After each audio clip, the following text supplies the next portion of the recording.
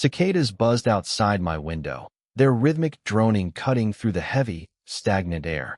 The sun was blinding, and the heat felt like a steamer basket, leaving the Jiangda University campus completely deserted.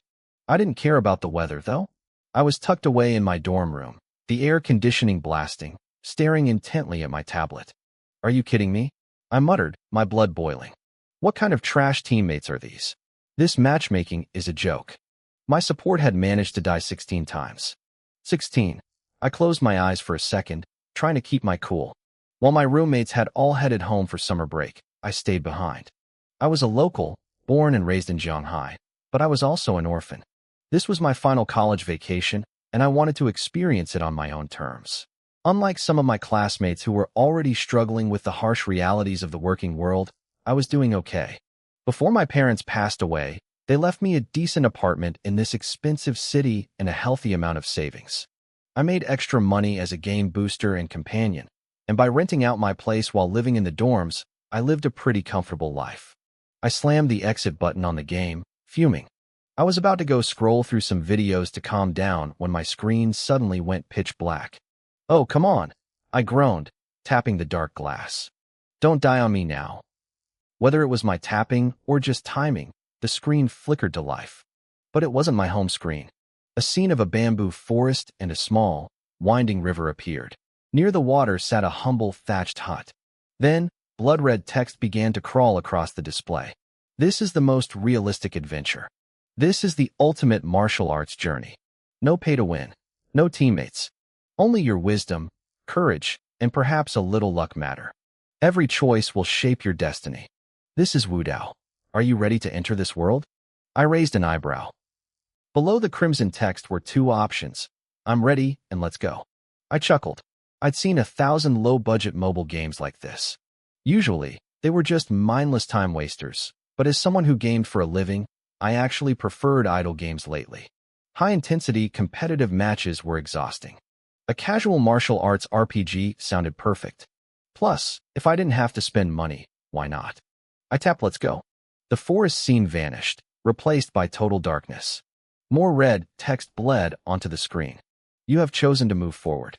You have one chance to generate a unique destiny based on your choices. Choose your identity." Four options appeared. First was the scion of a great family. Born into wealth and power, I'd start with top-tier martial arts, high-level basics, and 20 silver taels. But there was a catch, a family expectation bond. I'd have to do chores for the family with no rewards, and failing them would ruin my reputation. I passed. I wasn't looking for a virtual job. Second was the commoner. A simple kid from the streets or a farm. No fancy background, but I could choose a skill like trading or stealing. It was a standard open-world start. I kept it as a backup. Third was mysterious origin. I wouldn't remember my past. I'd only have half a jade pendant and a scrap of paper with a strange pattern. I'd start with a piece of legendary jewelry and invitations to local sects, but I'd be hunted by assassins in black robes at regular intervals. I had to kill them to find clues about my past. Fourth was street urchin. A tragic start, fighting stray dogs for food. I'd get a survival buff that lowered my hunger and stamina depletion by half, but noble families would hate me instantly. I analyzed them carefully. The scion was a trap. I didn't want to be a slave to a quest line. The commoner was too boring. The urchin was okay, but the social penalty sucked. That left the mysterious origin. Most people would avoid it because of the constant assassins. It sounded like a headache that would ruin the exploration. But then I looked at my tablet and smirked. "You think you're some AAA masterpiece?" I whispered to the screen. "You're just a minigame. If I don't follow a linear quest, what is there to even explore?" How to spend money more efficiently. I didn't care about a peaceful life. I wanted the legendary loot.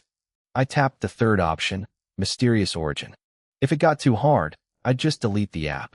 The screen shifted to the next step. Who was in the mirror? A handsome young hero or an unremarkable face in the crowd? A camera icon popped up. I struck a quick pose, then realized what I was doing and rolled my eyes. The app hadn't even asked for camera permissions, but I didn't care. I was ready to see where this destiny would take me. I didn't care about privacy permissions. Most of my personal data had already been leaked online anyway, and to be honest, I was actually quite confident in my looks. If the game wanted to scan my face, let it. After the appearance customization, the real meat of the character creation started. The screen displayed a series of philosophical questions about the body and the soul. A body of rotting wood. How can it practice martial arts? A frame of flesh and blood. How can it find the Tao? Beneath the text, my base attributes appeared. I had 20 free points to distribute among 5 core stats. First was Constitution. This was the foundation of blood and chi, affecting how fast I could learn techniques and meeting the physical requirements for high-level skills. Second was Savvy. This represented my natural intelligence, determining the success rate of breaking through bottlenecks. Third was Agility, which governed my movement speed and lightness skills. Fourth was Strength, the raw power behind every strike and my carrying capacity. Finally, there was Luck, the most mysterious of them all. It influenced random encounters, hidden treasures, and secret plot branches. The game warned me that no single attribute could exceed 6 points at the start. I thought about it for a moment. Based on my experience with wuxia games, combat stats like strength and agility could usually be ground out through training. But Savvy and Luck, those were the ceiling. They decided how far you could actually go. I wasn't sure if this little app was balanced, but I took every game seriously. I quickly assigned my points, 6 for Luck, 6 for Savvy, and 6 for Constitution.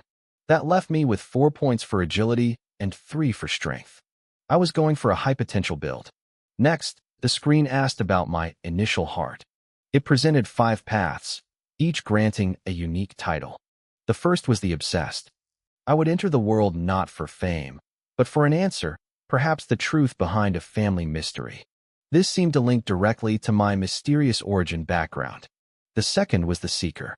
This was for those who wanted to challenge the world's masters and carve their own path into history.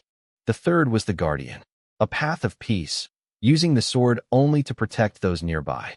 The fourth was the Wanderer, a life of wine and flowers, where the world was just a playground. The fifth was the Ambitious, a path of power, treating the world and its people as chess pieces to achieve greatness. I frowned, staring at the screen. These titles clearly had hidden effects, but the game wasn't showing them yet. If I followed logic, I should have picked the Obsessed to match my backstory. But as I looked at the options, I asked myself, if I were really in a world of martial arts, what would I want? I tapped the second option, the Seeker. Fame and power existed in the real world, but the pursuit of a higher Tao, the chance to transcend human limits, that was unique. That was what I wanted. The screen flashed red, moving to the final step. Everyone has their strengths. Your destiny might be hidden deep within your blood. It was time to pull my fate providences. The game would roll 6 random traits, ranging from common, white grades all the way up to Saint Gold grades. Usually, a starting character could only roll mid-tier traits, but they could be upgraded later through special events. The list populated. 1. Sword Chi Mastery, Red/Heaven grade, a natural affinity for blades. 2. Son of a Hunter, White/Common, good at traps and 5% faster in forests. 3. Natural Mimic, Yellow/Earth, easier to disguise myself and gain trust in markets. 4. Clear Mind, Blue/Mystic, 10% lower requirements for secret manuals and a small boost to breaking through bottlenecks. 5. Good Fortune, Yellow/Earth, a tiny chance to find money while walking and better trading skills. 6. Average Joe, White/Common, a blank slate that would randomly change into a different trait every time I reached a new cultivation realm. I didn't even have to think. I reached for Sword Chi Mastery. It was a high-tier red trait, leagues above the others. I wasn't a gambler. I wasn't going to pick the average Joe trait and hope for a miracle. But just as my finger was about to hit the screen, I remembered something. When I first agreed to the game's terms, it mentioned a special bonus for entering the cycle immediately. I looked at a tiny, unobtrusive button in the corner. You have 1 chance to generate a unique, exclusive fate providence based on your choices. Generate. I hit yes. The screen went black, then a sudden jolt of electricity seemed to spark from the tablet into my fingertips. I gasped, pulling my hand back. When I looked down, a new, golden trait had appeared below the others. Defying fate, unique/exclusive. The description made my jaw drop. You may redistribute your 5 core attributes at any time during the game. You can see all possible hidden encounters and their trigger conditions for every scene and NPC. In exchange, all your starting attributes will be reset to 0. I stared at the screen, stunned. This wasn't just a good trait. This was a cheat code. I didn't hesitate for a second. I tapped Defying Fate and felt the world around me begin to dissolve. From my professional perspective, this was just another way the game handled a unique start. It meant I could trigger more quests, even if my starting stats were trash. I figured I'd probably have to pay for items later to boost my attributes back up, but I didn't care. I felt a spark of excitement. Maybe this game actually was different. The blood-red text on the screen finally reached the final step. Step 5. Name yourself. This name will echo across the world or fade into the dust. I thought for a second, then, with a straight face, I typed in 3 characters, Chin-siming. If you're playing a martial arts game, you might as well go all out with the drama. Everything is ready. Your story begins tonight. Next, I had to choose my starting location. This would decide my environment and initial resources.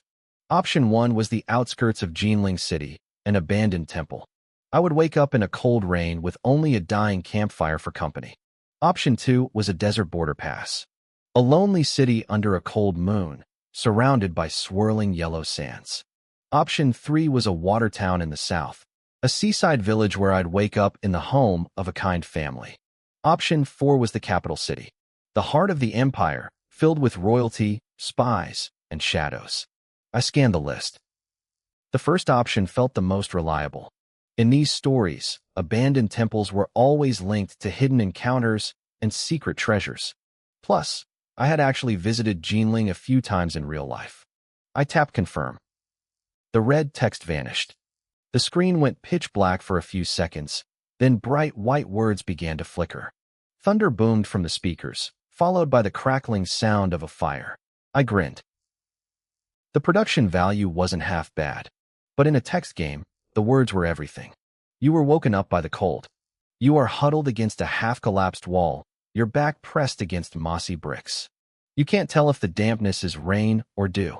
A weak fire flickers nearby, barely warding off the chill. You instinctively crawl toward the dying embers and look around. You see a broken altar, dusty mats, and a leaking roof. You feel like you have no strength left. You are like a dying man. I frowned. This wasn't the heroic start I expected. Where was my newbie gift pack? Was the tutorial not over yet? I looked at the top right corner of the screen. There was a square labeled Abandoned Temple. Next to it was an Exit button, but everything else was black. It was a basic map. Below the map, the location text read, Eastern outskirts of Jinling, nameless abandoned temple. Time, year 4 of Tianwu, August 2nd, late at night, *. I opened my character profile on the left. It was painfully empty. Name, Chin-siming. Age, 16. Title, Seeker. Fate, Defying Fate. Realm, none. Experience, 0. Potential, 0. Then came the attributes. Bone, 0, +1. Perception, 0. Agility, 0, +1. Strength, 0, +1. Luck, 0. Health, 15 to 15. Stamina, 1/20. Internal power, 5. Status, starving, *. The summary at the bottom was brutal, a dying man. My stamina was draining fast, and I couldn't recover it by resting while starving. I ignored my pathetic stats and checked my inventory. Thankfully, I wasn't completely empty-handed. I had a half-broken family jade. It was a piece of high-quality white jade that gave me +1 to bone, strength, and agility since my base stats were below 3. It also gave me 10 extra stamina points. The description noted that if I didn't care about the secrets behind it, I could pawn it for a decent price. The second item was a blood letter. It was a mess of red ink, almost illegible unless you knew the writer. But looking at it triggered a memory in my character's mind. Give this to Sun Bewley, the Hall Master of the Wanli Hall in the Golden Dragon Association. These were clearly my backstory hooks. I also noticed my Seeker title gave me a 10% boost to all training efficiency and made me more likable to hidden NPCs. I closed the menu and looked at the main screen. In the center of the temple map, there was only one interactable object, the campfire. Asterisk, the fire is about to go out. There are some damp branches nearby that haven't caught fire yet. It will last for about 2 hours. You can choose to extinguish it, but the cold will drain your stamina faster. If stamina hits 0, your health will drop. If health hits 0, you die.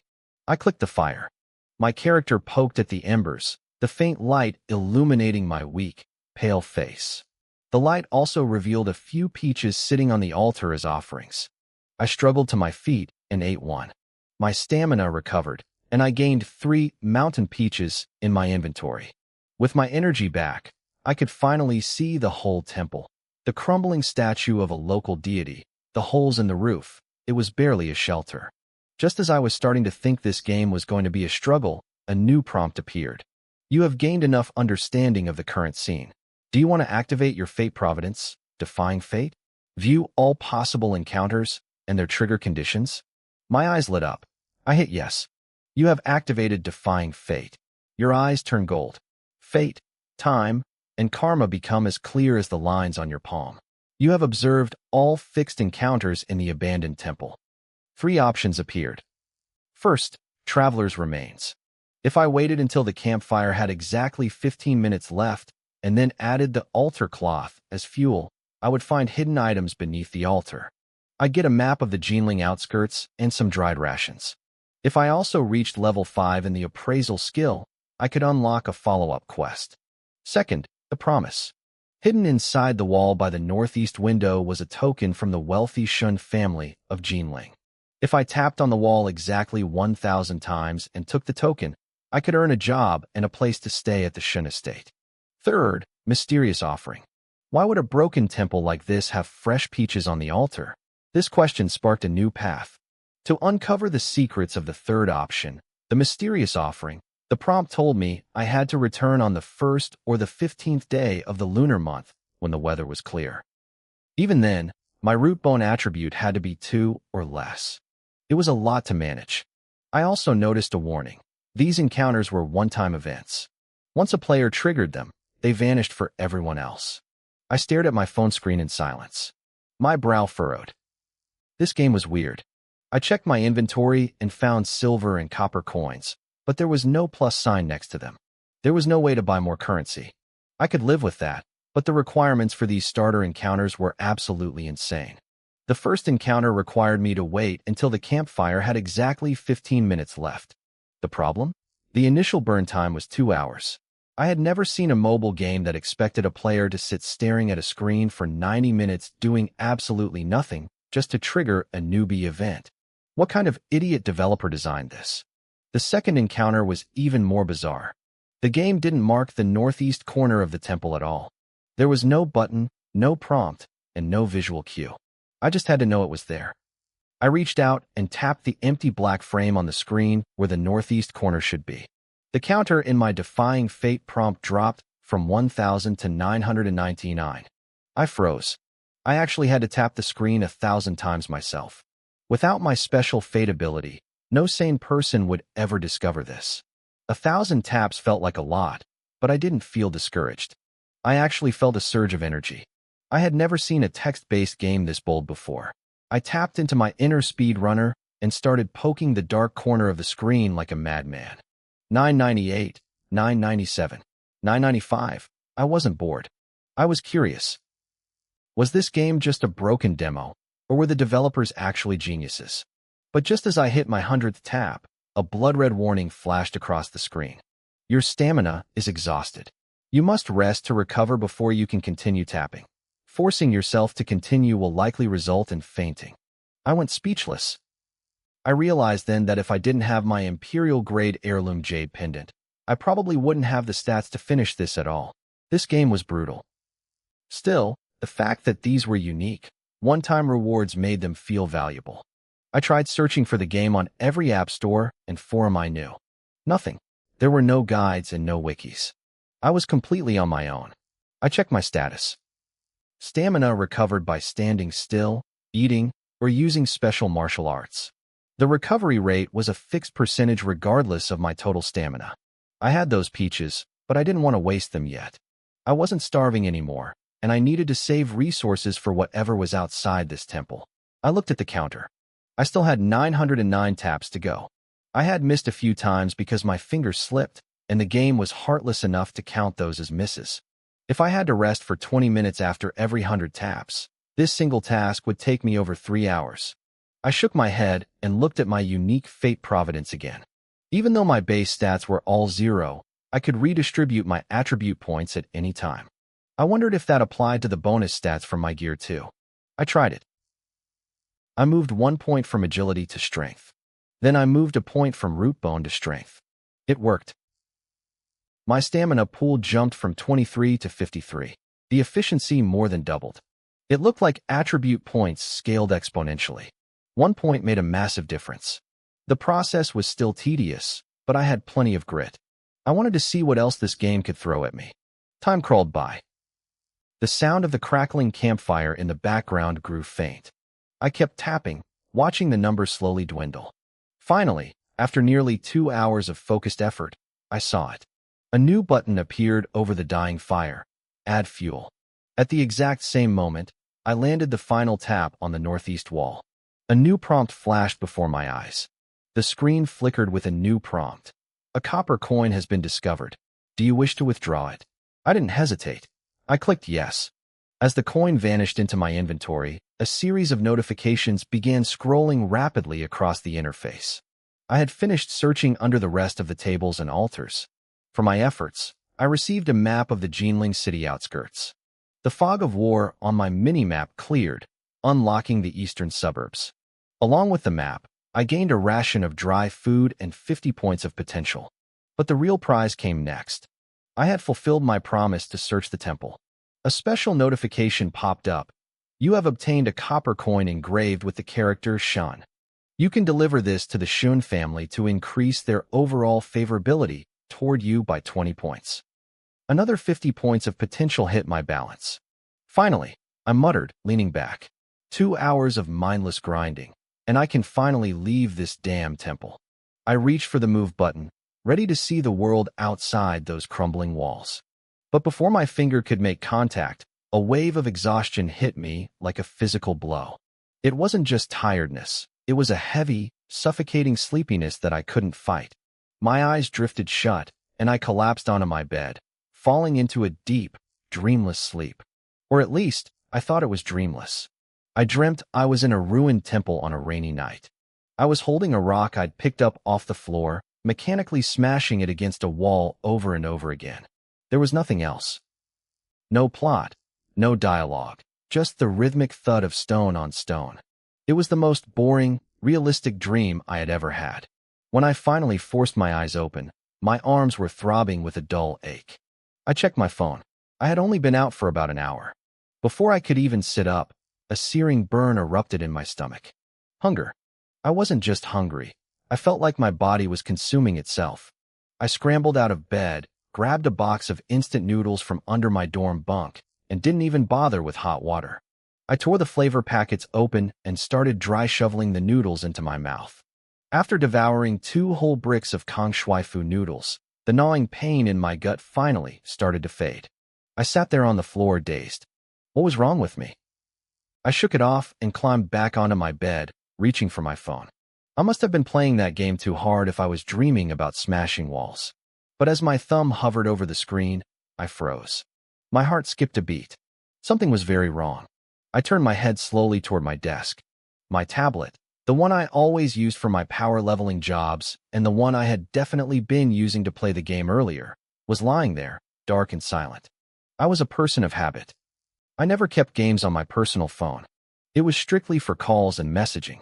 But there it was, sitting right next to the WeChat icon, a logo of 2 clashing blades with the blood-red word Wudao etched across them. My brow furrowed. No mobile game should be able to jump devices like that without an installation. I grabbed my tablet and turned it on. The game was there, too. Then it got weirder. I held them side by side. As soon as the tablet screen lit up with the game, the icon on my phone vanished. It just blinked out of existence. When I closed the app on the tablet and checked my phone again, the icon reappeared like a ghost returning to a haunted house. What the hell is this? I whispered. The dream, the physical exhaustion, the sudden hunger, it was all connected. I forced my heavy, leaden limbs to move and sat down at my computer. I needed answers. I opened a browser and started searching for Wudao. For 30 minutes, I found nothing but trash. The name was too common. I got links to old wuxia novels, generic pay-to-win web games, and martial arts history articles. Nothing matched the strange, minimalist interface I had experienced. I refused to believe I was the only one. The game was too polished, too strange to be a solo hallucination. In a world of billions, someone else had to have seen it. I refreshed the search results one more time. Suddenly, a new link appeared at the very top of the first page. It wasn't there 10 seconds ago. The site had no fancy title, just a massive character for Wu as its icon. The description underneath was blunt. Asterisk stop scrolling. This is the site you're looking for. I clicked it. There were no ads, no pop-ups, and no flashy graphics. It was a clean, professional-looking forum. My eyes went straight to the pinned threads at the top. Newbie guide, precautions, and best starting choices. Third batch of Wudao player licenses distributed. Dragon Country Martial Arts Bureau, recruiting potential new players. Tianxia Society recruitment, requirements, Imperial grade Fate Providence, or higher. Base salary 50,000 per month plus benefits. Must be obedient. High price currency exchange.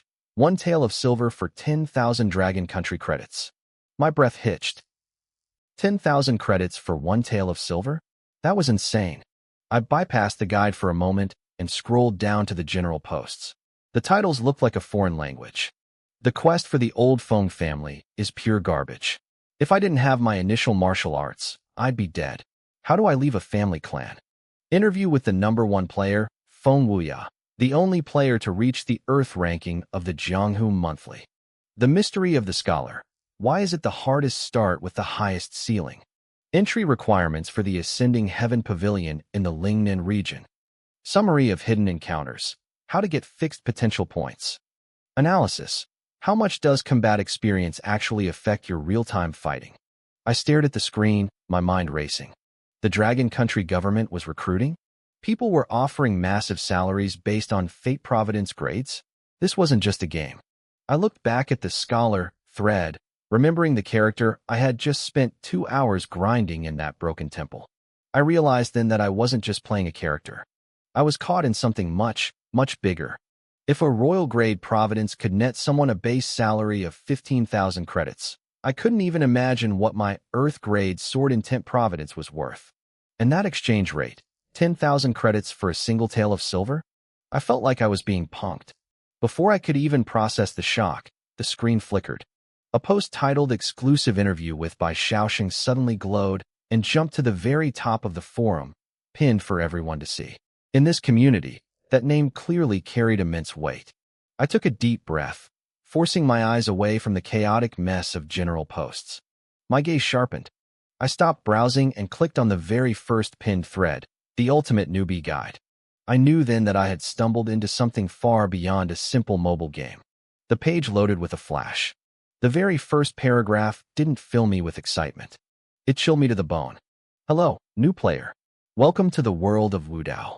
If you are reading this before starting the game, congratulations. Your chances of survival just went up. Note, we are not just talking about survival in the game. We are talking about survival in the real world. My pupils dilated. My hands started to shake against the cool glass of the tablet.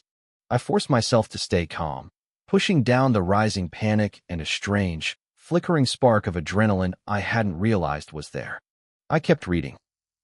Do not panic. Wudao is the treasure of human civilization, the seed of our evolution. No one, not even the world's governments, knows where this game came from. But make no mistake, every player is a lucky soul. I exhaled slowly, my muscles relaxing just a fraction. Everything you gain in Wudao, martial arts, internal cultivation, attribute boosts, will sync with your real-world body. Equipment, weapons, and even mounts can be summoned into reality by consuming large amounts of in-game currency. However, This summoning ability only unlocks once you break through to the Hotion realm. The known realms are Unranked, Body Refinement, Hotion, and Meridian Opening. Each has its own sublevels. Ranking is complex, calculated based on your techniques, internal mental methods, and actual combat experience. I stared at the screen in disbelief. This low-end game I'd spent 2 hours mindlessly tapping on was actually a gateway to godhood. My professional gamer instincts kicked in. I started absorbing information like a dry sponge hitting water. Then, I hit the warning section. Attention, you only have one life in Wudao. If you die, your account is deleted. Every physical enhancement, every memory of your martial arts, and every providence you've earned will be wiped from reality. New players start with 2 chances. If your first character dies, you can restart, but all initial attributes and points are halved. If your second character dies, you die in real life. Note, reaching the Hotion realm grants 1 extra revival, but this only happens once. Cherish your life. The guide went on to suggest focusing on agility and strength for combat, followed by bone structure and comprehension. Luck was listed as the least important. It advised players to choose a renowned family, start to guarantee initial martial arts. It ended with a final, red-lettered warning. Unless you have a death wish, never choose the mystery background. The danger is extreme. The death rate is near 100%. I looked at those red words and wanted to slap myself. I hadn't just stepped into a trap. I performed a swan dive into it. I didn't just pick the mystery background. I picked a crippled scholar in a ruined temple. But I wasn't the type to sit around and wait for death. As I read further, I found a section on my specific providence. Encounters, the biggest variable in Wudao. No one knows how to trigger them. They are rare, unpredictable, and usually one-time events. A single encounter can grant a player top-tier martial arts or legendary providences. Once an encounter is triggered by one player, it usually vanishes for everyone else. I clenched my fist. My heavenly secret talent allowed me to see the trigger conditions and grades for every encounter and NPC in the game. Suddenly, all that early game misery felt worth it. I had a map to the greatest treasures in the world. A thought crossed my mind. Should I join a faction? Could I get veteran players to protect me? I shook my head immediately. If the government or the big guilds found out I was a walking encounter detector, I wouldn't be a player anymore. I'd be a tool. A golden goose kept in a cage. They'd control my every move, and I'd lose my freedom, or worse. The guide mentioned that traveling between regions took a massive amount of time, meaning my location was my most valuable secret. I had come to this world to find power, not to be a mascot. I spent the next hour meticulously studying the rest of the guide. I learned about the setting, the Great Qin Dynasty. It was a massive world, far larger than ancient China, where the imperial court tried to control the martial arts world through 3 ranking lists: heaven, earth, and man. I skimmed through the names of the top sects and hidden clans. They were too far away to matter right now. I focused on my current location, Jinling. It turned out I was in the territory of the Chao Gang, a massive organization that controlled the markets and docks, standing equal to the Beggar Gang and the Salt Gang. I closed the guide and looked at my character on the screen. The crippled scholar was still standing in the rain. I wasn't just playing a game anymore. I was fighting for my life. I have to admit, the name Chao Gang didn't sound nearly as impressive as the others I'd read about. Compared to the Qingxiao Dao Palace, the Great Brightness Temple, or the Tai-Bai Sword Sect, it felt a bit low rent. I spent half the night scrolling through that forum, soaking up every bit of lore until my eyes burned. Finally, I closed my laptop. Reading about the world was one thing, but experiencing it was another. The martial arts world wasn't meant to be watched, it was meant to be walked, one step at a time. I sat back down and picked up my tablet. The screen stayed pitch black for a moment before the familiar text started scrolling. I was back in that ruined temple, surrounded by wind and rain. Just as I was about to focus and find a way out of this beginner village, I froze. A new option had appeared next to the campfire icon.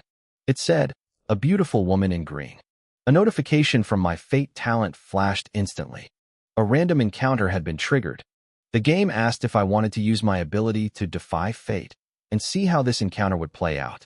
I didn't hesitate. I tapped the screen. The threads of cause and effect began to shimmer and weave together. This was a special, spontaneous encounter with no set rank. The outcome and the rewards would depend entirely on my choices. The screen updated with a new title, The Madwoman. The location was the eastern suburbs of Jinling, at an unnamed ruined temple. The time was the 4th year of Tianwu, August 2nd, late at night. The fire was still flickering in the dark, drafty room when a guest arrived, someone who definitely didn't belong there. No one knew when she had entered. I had been fast asleep, and she clearly hadn't cared about my presence at first. But then I woke up. My movement caught her eye. The text described her face, and I found myself staring at the screen.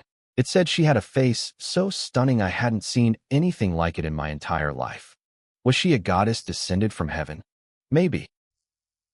But this goddess was in a terrible mood. Her face was like frost, her eyes filled with a mix of despair and cold fury. She looked at me and sneered. Are all men in this world such lecherous creatures? Even a little beggar has such filthy habits. I was stunned. She was mocking me. The game gave me 5 choices. Option 1 was to snap back at her, asking which blind man broke her heart to make her take it out on a stranger. The fate preview for that was, stupid man, too many words. She'd kill me with one palm strike unless my cultivation was at the innate realm. I was a crippled scholar. I'd be dead in seconds. Option 2 was to be polite but firm, admitting I looked because she was beautiful. Fate preview? Also death by palm strike. Option 3 was silence is gold. She'd ignore me and leave at dawn. Safe, but I'd get nothing. Option 4 was to argue that I wasn't a beggar. This one was tricky. If my hidden charm attribute was high enough, it would trigger a love turned to hate plotline. If not, death. Option 5 was free play, where I could use the microphone to speak for myself.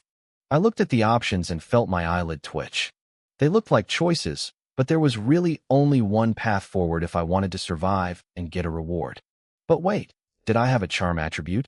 I thought back to the photo I took during character creation. I stopped worrying. I was a masterpiece. I decided to play it safe but engaging. I chose to argue. I'm not a beggar, I muttered, shrinking back as if frightened by her cold voice. My voice wasn't loud, but it seemed to set her off. Her face twisted. In a blur of motion, she appeared right in front of me. Her hand, white as jade but hard as iron, clamped around my throat. I couldn't break free. My face turned purple, and I felt my life slipping away. She didn't care about my struggling. She stared into my eyes, her gaze piercing. I say you are, so you are, she hissed. Little beggar, you're the lowliest filth in this world. I stared at the screen, fuming. Is this woman insane? I felt a genuine surge of anxiety. This world was way more dangerous than I thought. Just as I was about to suffocate, she slammed me onto the ground. I gasped, drawing in huge gulps of air. But she wasn't done. It was like my very existence was a sin to her. She leaned down, looming over me. Tell me, she demanded. Are you a beggar? Are you the most pathetic, low-life scum in this world? The options popped up again. 1. Die before surrendering. Result? Death. 2. Go with the flow. If I hadn't read those forum posts earlier, I might have tried to be a hero. But my lungs were burning, and I could see the literal killing intent in her eyes. In this world, pride doesn't keep you alive. Yes, I wheezed, swallowing my dignity. I'm a beggar. I'm the lowliest scum in the world. The moment those words left my character's mouth, her sharp, murderous gaze vanished. She burst into a fit of hysterical, sickly laughter. Tears started rolling down her face as she laughed. Yes, beggars are the lowest. These wanderers, what good could they be? Just greedy, lustful trash. She looked at me, her eyes wild. Good. Little beggar, well said. I watched the screen, confused. I couldn't tell if she was crying or laughing. I stayed silent, terrified of setting her off again.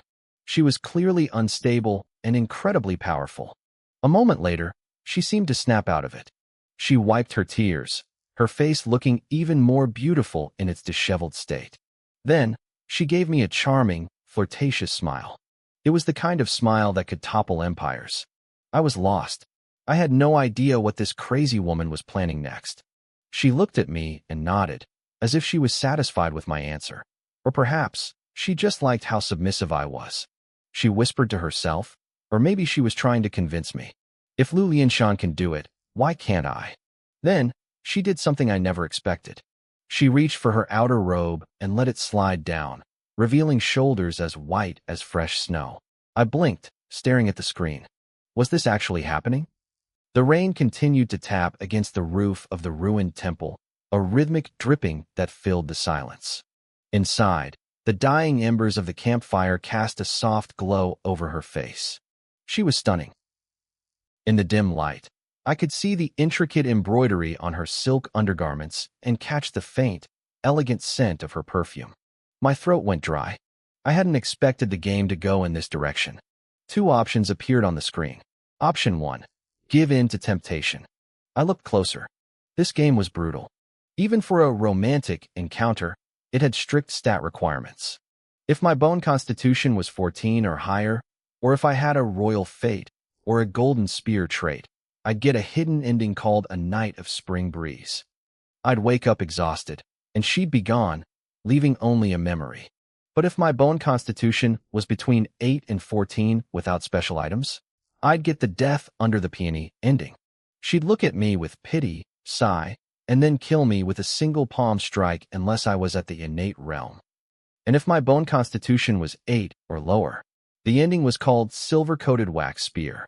She'd look at me with pure disgust, feel insulted, and kill me instantly. I checked my stats and felt a pang of regret. My bone constitution was nowhere near 14.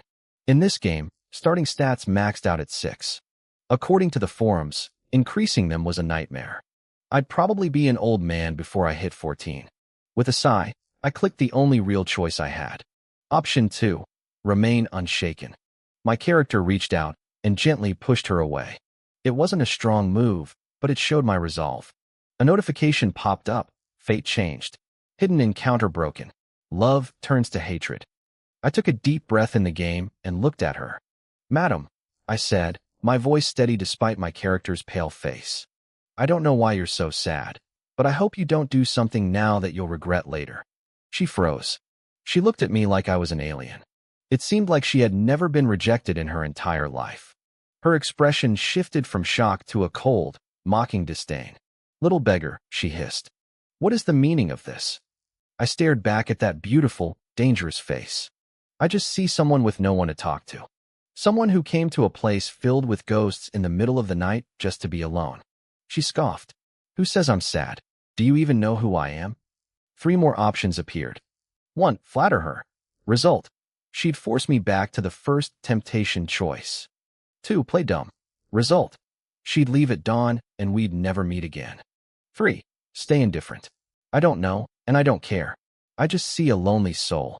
I noticed a hidden requirement for option 3. Hidden charm attribute must be at handsome level or higher. I grinned. Finally, a stat I actually had. I knew my character was good looking. The game had practically told me so earlier. I clicked option 3. "I don't know who you are," I told her. "And I don't want to. I just know you're a person with no one to lean on, wandering into a ruin meant for ghosts." She went still. For the first time, she really looked at me, past the messy hair and the beggar clothes. She saw the fire in my eyes and the way I kept my back straight despite my weakness. Then she laughed.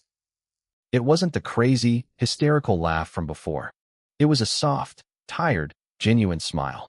"A place for ghosts, huh?" she whispered. "Then doesn't that make you a ghost too?" She was breathtaking when she smiled like that.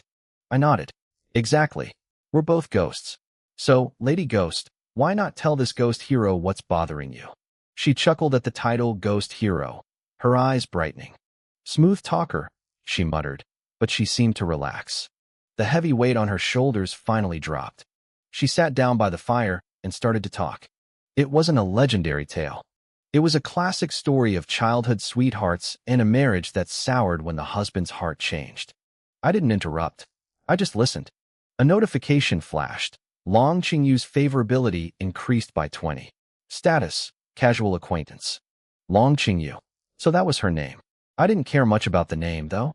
I was just wondering what kind of reward this crazy, heartbroken woman was going to give me. I'd missed out on the action because of my stats, so the loot better be worth it. The fire burned low, and the rain outside finally stopped. Her story ended as the first hint of light touched the sky. She turned to me, her eyes searching mine in the shadows. "Boy," she asked, "do you think I'm a fool?" The prompt appeared. Option 1, admit it. Yes, he wasn't worth it. The prompt flickered on my screen. I stared at the choices, my mind racing. Option 2 was a sympathetic denial, blaming the man. Option 3 was more philosophical, saying love makes people blind. Both offered decent favorability boosts, but they felt flat. Generic. Then there was option 4, free expression. I could actually speak into the mic and say whatever I wanted. The game would judge my words and adjust her favorability accordingly. I hesitated. I knew I needed to nail this. This was a change fate moment, and the rewards for this encounter were tied directly to how much she liked me. In real life, I wasn't exactly a pickup artist, but I knew how to use the tools at my disposal. I grabbed my other phone and opened an AI chat assistant. How to comfort a woman betrayed by a long-term lover, I typed.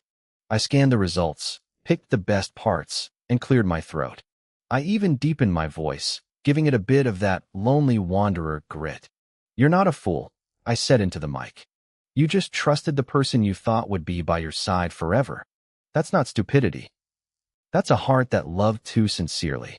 The tragedy isn't your mistake, it's his loss. If you had met someone who truly understood you, you wouldn't even be asking me if you're a fool. Don't punish yourself for his crimes. Don't wonder if you're a fool. Wonder how you're going to take back that beautiful heart you gave away and start living for yourself again." The temple went silent. The only sound was the crackling of the dying fire. I held my breath, wondering if I'd overdone it. It felt like an eternity passed in that pixelated darkness. Then, a long sigh echoed through the speakers. Long Qingyu looked at me. I couldn't see her eyes clearly in the shadows, but her voice had changed. It was softer, steadier. "To find one who knows my heart," she whispered, "is to find a kindred spirit." A notification popped up. Long Qingyu favorability plus 20. Total, 40. Status, intimate confidant. I pumped my fist. It worked. The AI-generated smooth talk was a cheat code. For the next hour, we kept talking as the storm faded. The favorability gain slowed down, trickling in 1 or 2 points at a time. It was getting harder to move the needle, but I didn't give up. I leaned into the role of the tragic, philosophical scholar. Finally, I dropped a line I remembered from an old poem. "Better to forget each other in the world than to struggle together in exhaustion." She repeated the words, her eyes brightening with a strange, newfound clarity. Notification: Long Qingyu favorability plus 1. Total, 50. Status: life and death friend. That was it. I could feel it. I had hit the ceiling for this encounter. The dawn began to break, painting the sky in pale grays and whites. The fire turned to white smoke, its job done. Long Qingyu stood up and stretched. The morning light caught her silhouette through the broken window, and I had to admit, her character design was incredible. She looked at me, a lingering sadness still in her eyes, but the madness was gone. "I have to go." I just nodded, playing the part of the stoic loner. "Do you want to come with me?" she asked suddenly. She paused, then shook her head before I could even answer. "No. After tonight, I know you have pride in your bones. Better to forget each other in the world, right? But listen, if you ever find yourself in linen, look for me. I'll buy you the best wine in the city. My name is Long Qingyu. What's yours, my little ghost hero?" I felt a pang of regret. I could have just said yes and lived off a rich NPC. Why did I have to play the proud scholar card so hard? But it was too late to backpedal now. "Chen Siming," I replied. "Siming, as in contemplating fate." She froze for a second, then burst into a genuine, loud laugh. "So that's the name you gave yourself? The orphan who thinks he can contemplate fate? I love it."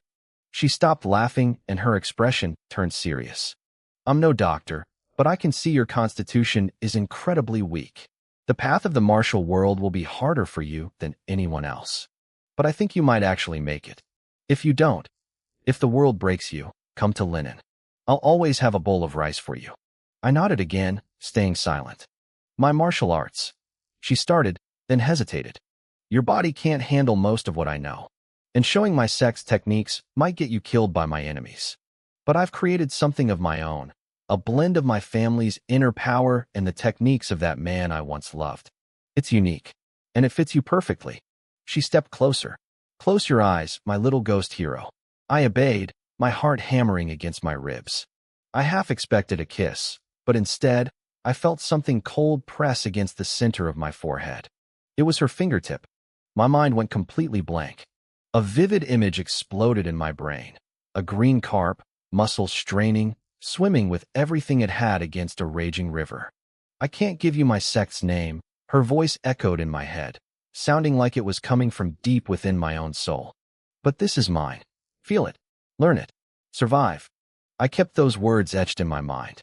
A fish of the rivers and seas, swimming west in the morning tide, unaware of the dragon gate. Suddenly, red waves surge, reaching for the heavens. If it finds joy, it transforms into a dragon. If not, it remains a fish forever. As the voice echoed, my consciousness blurred. I felt my soul dissolving, merging into the body of that tiny fish. This was a mental transmission, a secret technique that bypassed the usual requirements for learning martial arts. My mind clicked. I had just realized a special mental cultivation method, the dragon leap art.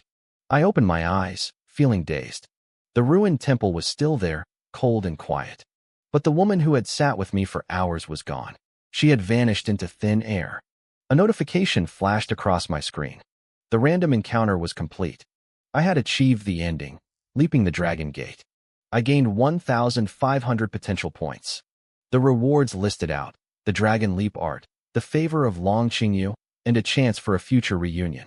There was a summary of our time together, a short poem about meeting when the wind rises and parting as the ink dries.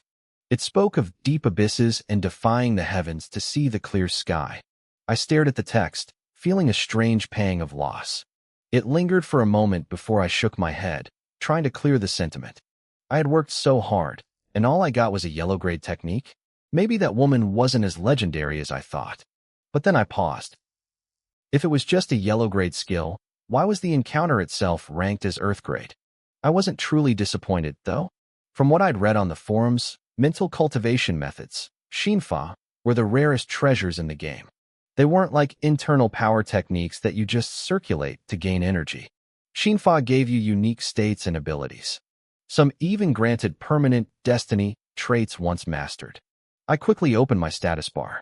The martial arts column, which had been empty before, now showed a name glowing with a soft green light. Dragon Leap Art, yellow grade. I tapped on the details. It was a unique mental art created by Long Qingyu, blending the essence of multiple styles. It could only be learned through her direct mental transmission. Currently, I was at level 1, the Hidden Abyss. It gave me 3 distinct traits. First, River Traveler, which increased my movement speed in water and lowered stamina consumption. It even allowed me to breathe underwater indefinitely. Second, Abyssal Current, which gave me a permanent +2 boost to comprehension and bone structure whenever I studied water-related martial arts. But it was the third trait that made my jaw drop, leaping the dragon gate. If I killed an enemy with a higher cultivation level than my own, I could choose to break through to level 2. Depending on the difficulty of the fight, the technique itself could evolve from yellow grade to black grade. There was no other way to level it up. No potential points allowed. Only combat. Holy crap, I whispered. If I hadn't spent time on the forums, I might have dismissed this as a low-level starter skill. But I knew the rules now. Most yellow grade arts only had 1 or 2 basic traits. This thing was a growth-type technique. It was like something out of a legend. Who exactly was Long Qingyu? I jumped back onto the forum and searched her name. Nothing. I searched for Lu Lianshan, the man she had mentioned. Still nothing. It made sense. Players had barely scratched the surface of this world. Only one person, Feng Wuya, had even made it onto the Earth ranking, and he was at the very bottom. It was going to take a long time before anyone truly understood the depths of this game. I felt a surge of adrenaline. I didn't leave the temple. Instead, I closed the game. The moment the screen went dark, that familiar wave of exhaustion hit me. My eyes grew heavy. I drifted off, and once again, I was back in the dream. I saw the ruined temple. I saw the beautiful woman in the green dress. Even in the dream, her beauty felt unreal, like she carried a natural filter that defied the world. I watched the scene play out again, but this time, I focused on the feeling of being that fish. I felt the resistance of the water. I felt the muscles in my small body straining against the current. While other fish drifted aimlessly, I fought. I leaped over every wave, searching for a dragon gate that might not even exist. That sense of struggle, of moving against the flow, burned itself into my soul. I woke up suddenly. I didn't stay in bed. I ran to the bathroom and turned the faucet on full blast until the sink was overflowing. I took a deep breath and plunged my face into the water. Immediately, the image of the fish and the words of the technique flooded my mind. The panic of drowning never came. The suffocating pressure vanished, replaced by a cool, refreshing sensation. I could breathe. The water felt like home. I stayed under for 5 minutes before pulling my head back. I stared at my reflection in the mirror, water dripping from my chin. It worked. It was actually real. I clenched my fists, my eyes hardening. I had just planted the seed of something extraordinary. I was no longer just a scholar playing a game. I was becoming something else entirely. The dormitory door was usually silent this late at night, but a sudden knock echoed through the dark room. I wiped the water from my face and hurried to open it. I expected the dorm mother, but instead, 2 figures in specialized uniforms stood there. One was a man in his 30s, cold and stern. The other was a woman in her 20s with a sweet, friendly smile. Before I could say a word, the woman spoke. Her first sentence made my pupils shrink. "Hello, student Qianxian. We're from the Dragon Country Martial Arts Bureau." They had found me already. Even though I'd prepared myself for this, the sheer efficiency of the government's reach left me stunned. "Don't be nervous," the woman said, her voice soft. "I'm Yu Kurson. This is our captain, Lin Yi. Here are our credentials." She handed over 2 badges embossed with the gold dragon emblem of the Bureau. Once I finished inspecting them, she continued to smile. "Since the new round of testing for Wudao started, many newcomers like you have joined. We tracked your search history and noticed you spent a significant amount of time on the professional forums. That's how we confirmed your identity as a player." I nodded, keeping my expression neutral. "And why are you here?" "Since you've been on the forums and played the game, you know the situation," Yu Kurson explained. "To maintain social order and stability, we need to perform a simple registration." I frowned. "Just registration?" Yu Kurson nodded quickly. "Exactly. We just need to confirm you're part of the player base. I hope you understand." I looked at her. She was undeniably beautiful, the kind of campus belle you'd see in a viral video. But compared to Long Qingyun from my dream, she lacked that ethereal, breathtaking quality. Still, her pleasant demeanor made me drop my guard, just a little. "Fine. Come in," I said. I wasn't some rebel. I had no reason to fight the authorities. But the speed of all this made me suspicious. The man, Lin Yi, sat on my bed and pulled out a notepad. "Name?" he asked bluntly. "Your name inside Wudao," Yu Kurson clarified. I didn't hesitate. Yu. I knew the game had leaderboards. If my real name ended up on one for the whole world to see, I'd be a target. I had to keep a card hidden. "Starting background?" Lin Yi asked, his tone flat. "Mystery of birth," I replied. Yu Kurson gasped, her hand flying to her mouth. She looked at me with genuine shock. "Student, the mortality rate for that start is incredibly high. Most people don't have the luck, or the misfortune, to trigger that option." Lin Yi let out a sharp, dismissive huff. He shook his head, his eyes flashing with a hint of contempt. "What a waste." I stayed calm. I had already read about the dangers on the forum, so his reaction didn't surprise me. What did surprise me was that Lin Yi immediately closed his notebook and stood up. "What? You're not finishing the registration?" I asked. Lin Yi glanced at me sideways. "There's no point. We'll come back in a month." "A month?" "The first trial starts in a month," Lin Yi said with a cold sneer. "By then, you'll be dead. We'll register you when you start your new account." I narrowed my eyes. "Is the mystery of birth trial really that hard?" Lin Yi laughed. "Hard? 99% of players die. In the first month, you'll face an opponent at the 3rd level of body refining. The martial arts they use will be tied to your mysterious background and the factions hunting you. It's a death sentence." Yu Kurson sighed, looking at her captain. "Captain Lin, if Chun Xin joins the Bureau, can we help him pass the trial?" Lin E didn't even look at me. The lives of players in the Bureau are precious. Without proven value or contribution, we can't waste resources. Besides, the game map is too vast, from the grasslands to the southern borders. We can't be everywhere at once. I remained silent, processing the information. Yukerson looked at me, bit her lip, and handed me a business card. Student Chun, this is my contact info. Add me on WeChat. If you have questions or need help, just ask. Thanks, I said, standing up as they headed for the door. They left, and the door clicked shut. I stared at the card for a moment before tossing it into my desk drawer. I had work to do. I logged back into the forum immediately. Downstairs, in the darkness of the Jiangda campus, the atmosphere between the two officers shifted completely. Yukerson's sweet expression vanished, replaced by a cold, calculating mask. Lin E, who had acted superior moments ago, now walked a step behind her, his posture respectful. Team leader you, Lin E said quietly. That kid seemed pretty confident. He didn't even flinch when I told him he'd die. You think he can actually pass that trial? Yukerson shook her head slowly. His initial fate grade must be high. Keep an eye on him. He might be a top-tier seed. We'll try to recruit him again when the time is right.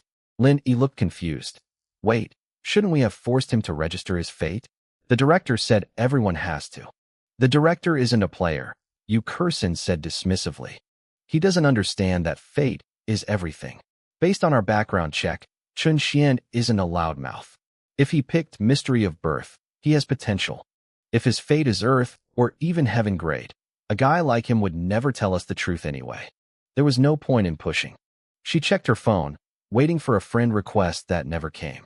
She sighed. I played the bad cop to your good cop to pressure him, but he's tougher than he looks. A month in Wudao is too short. He'll barely have time to find a sect, let alone face a third-level body refiner. A third-level refiner, she mused. At that stage, their skin can stop a blade, and their muscles can even deflect small-caliber bullets at mid-range. They aren't even human anymore. The gap between him and his first assassin is just too wide. Closing the gap within a single month was a pipe dream. Unless I stumbled upon some world-shattering miracle, it wasn't going to happen. Lin E nodded in agreement. That kid has only been in the game for a month. He probably hasn't even cleared the starter area. Even if he did find a miracle encounter, there's no way he'd have the strength to complete it. He's right, Yukerson added. Miracles aren't things you can just solo. Whether it's the Martial Arts Bureau or the big corporate guilds, everyone relies on shared intel and collective resources. In this world, you can't survive as a lone wolf. Speaking of which, Linny said, his voice dripping with flattery, even if a third-level body refiner is tough, they wouldn't last a few rounds against you, right? Yukerson smiled thinly. She held up a single, pale finger. Beneath her skin, her veins pulsed with a strange, deep violet hue. Her blood sounded like rushing mercury. Body refining has 6 stages, she explained. Flesh, tendon, skin, bone, organ, and marrow. I'm only half a step away from the final stage. Once I break through, I can cultivate internal energy. That's a completely different world. Only then will I be qualified to fight for a spot on the human rankings. This world is deeper than any novel. Being a player in this era is the greatest opportunity in history. Work hard, old Lin. Lin E clenched his fists. The arrogant mask he wore in my dorm was gone.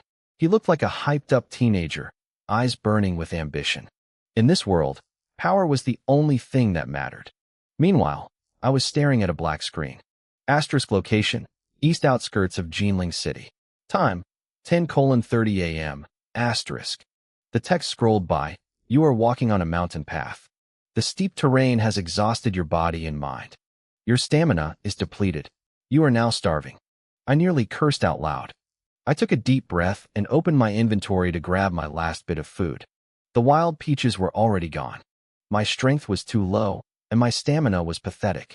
Worse, my agility was bottom tier, making my movement speed agonizingly slow. The ruined temple felt like it was on the other side of the planet. I had been walking for 2.5 hours in real time.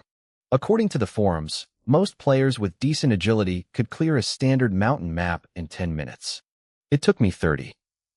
And that was only after I used my fate-altering ability to dump my Jade Pendant's bonus points into agility.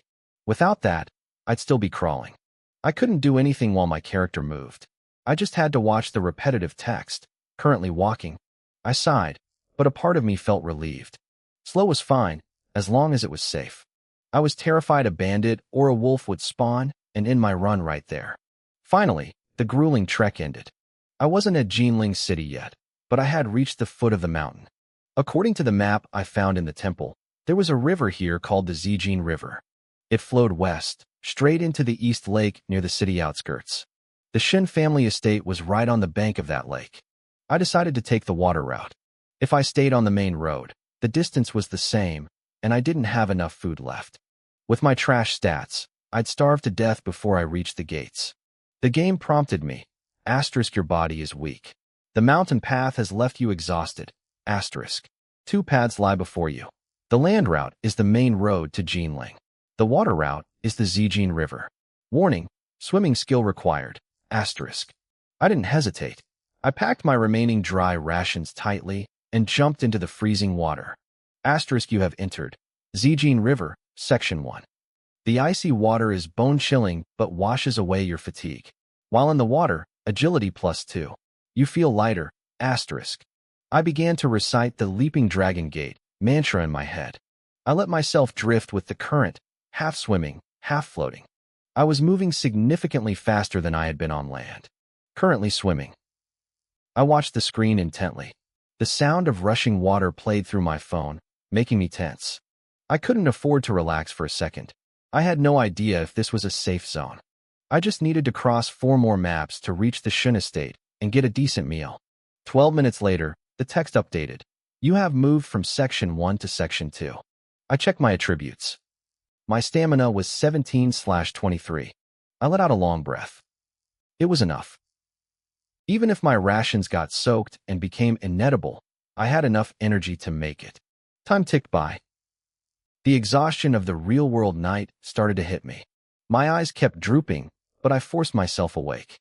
In this game, night in reality was day in the world of Wudao. I'd have to fix my sleep schedule eventually. You navigate the currents with ease, like a carp swimming downstream. You have passed Section 2. You have entered Section 3. I ate the soggy rations, washing them down with river water, rested for a moment on the bank, and dove back in. You have passed Section 3. You have entered Section 4. My stamina was almost gone, but I finally saw it, the end of the river. The gateway to the world of the Jinling elite. You have exited the Zijin River. You have entered, outside the Shun estate, Jinling East outskirts. You are now starving. Finally, I made it. Tears welled up in my eyes, partly from sheer exhaustion and partly from the rush of adrenaline. I tapped the screen with trembling fingers. Just as I did, a familiar prompt flashed before me. You have gained enough understanding of the Zijin River map. Do you wish to activate your fate talent? I froze. I knew this was coming. My unique ability, Defying Fate, allowed me to see hidden opportunities and their trigger conditions. Back on the mountain trail, this prompt never appeared, likely because that desolate place had nothing to offer. But the Zijin River was different. I hit the button without hesitation. You have activated Defying Fate. In the darkness, your eyes turn gold. Fate, time, and karma become as clear to you as the lines on your own palm. You have observed all fixed encounters and trigger conditions for the Zijin River map. 1. Rare fish, golden money carp. Location, Section 3. Method, use stone-patterned copper coins as ground bait. Use earthworms and dough soaked in bamboo leaf green liquor as bait. Limit, 1 per week. This rare species is unique to East Lake and its surrounding waters. Its meat is incredibly delicious and provides a massive boost to blood and chi. Consuming it grants a permanent increase to vitality and strength. It is a treasure sought by countless martial artists. My eyes widened. A permanent stat boost? This was exactly what I needed to bridge the gap between me and the top-tier players. I pushed the thought aside for now. I had a more pressing issue, survival. Asterisk Chapter 13, The Shun Family Errand. Dead End in the Alchemy Room. Asterisk. I stood before the side gate of the Shun estate, my body heavy with fatigue and hunger. Even for a side entrance, The towering vermilion gates and the majestic stone lions flanking them screamed wealth and power. This was one of the great families of Jinling. I pulled out the copper coin engraved with the character Shan and handed it to the suspicious-looking gatekeeper. His expression shifted instantly. He didn't dare be careless. He told me to wait and hurried inside. I let out a long, shaky breath. It was done. Regardless of how much the Shun family's promise was actually worth, I had found my first haven after leaving the noob village. My stamina was at its limit, and my hunger was so severe that my HP, my blood and chi, was starting to drop. In this state, I wouldn't last 10 minutes trying to find the Golden Dragon Society or the Wanli Hall. A few minutes later, the text scrolled again. A middle-aged man in a silk robe with a handlebar mustache stepped out, flanked by servants. He was a manager of the outer courtyard. He looked me up and down, his nose wrinkling at my soaked, pathetic appearance. Since you hold the token left by the old master, the Shin family will not go back on its word, he said, his tone cold and indifferent. But the Shin estate does not feed idle men. Let's see what you're good for. You have triggered the Shun family outer courtyard job assignment. Please choose from the following. Option 1. Outer courtyard guard. Requirements: Strength 5+, Agility 4+, Mastery of any basic martial art. Pay: 2 taels of silver per month. Access to basic Shun family martial arts. Option 2. Water carrier / wood chopper. Requirements: Strength 4+, Constitution 3+. Pay: 0.5 taels per month plus 3 meals a day. Option 3. Errand boy. Requirements: Agility 4+, Perception 3+. Pay: 0.3 taels per month plus 2 meals a day. Option 4. Accounting apprentice. Requirements: Intelligence 3, Mastery of arithmetic skill. Pay: 0.8 taels per month plus room and board.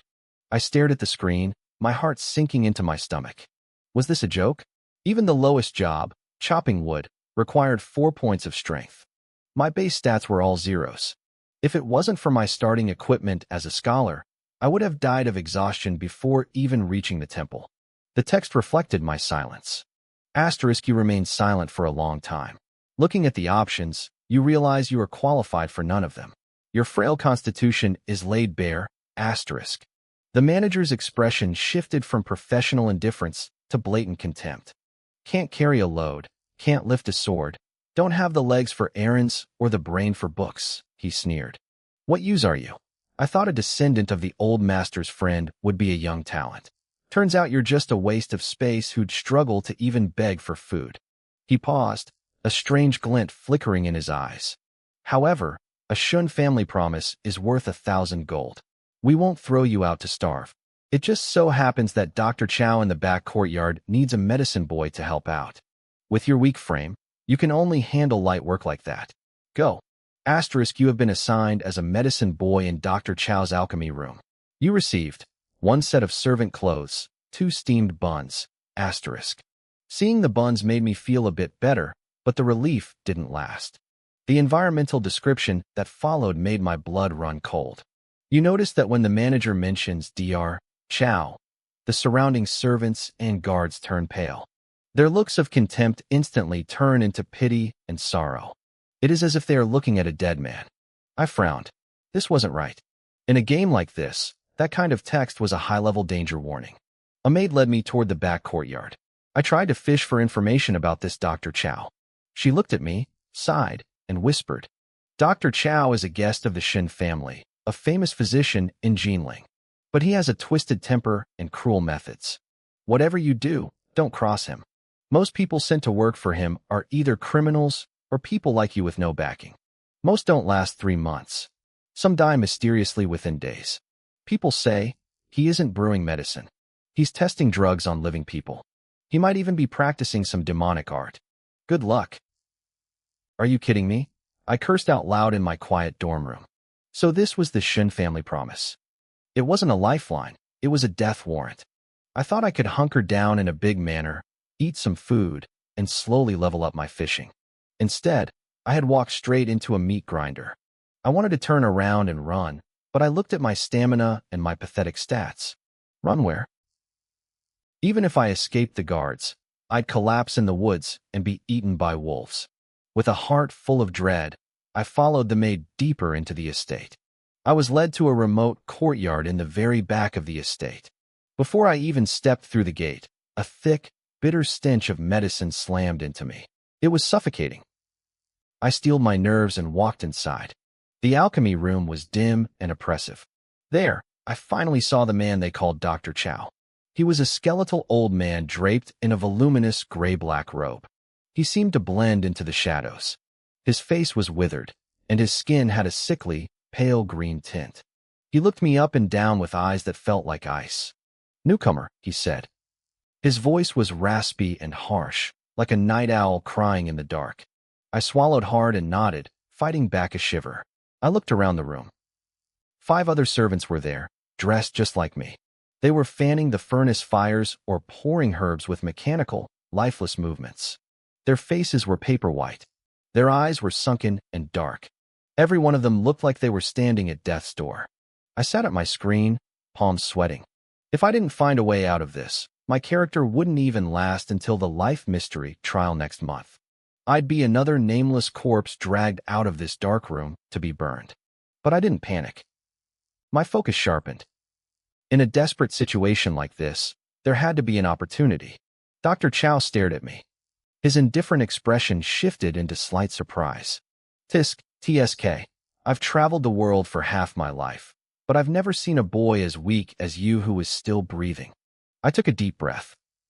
I didn't hesitate.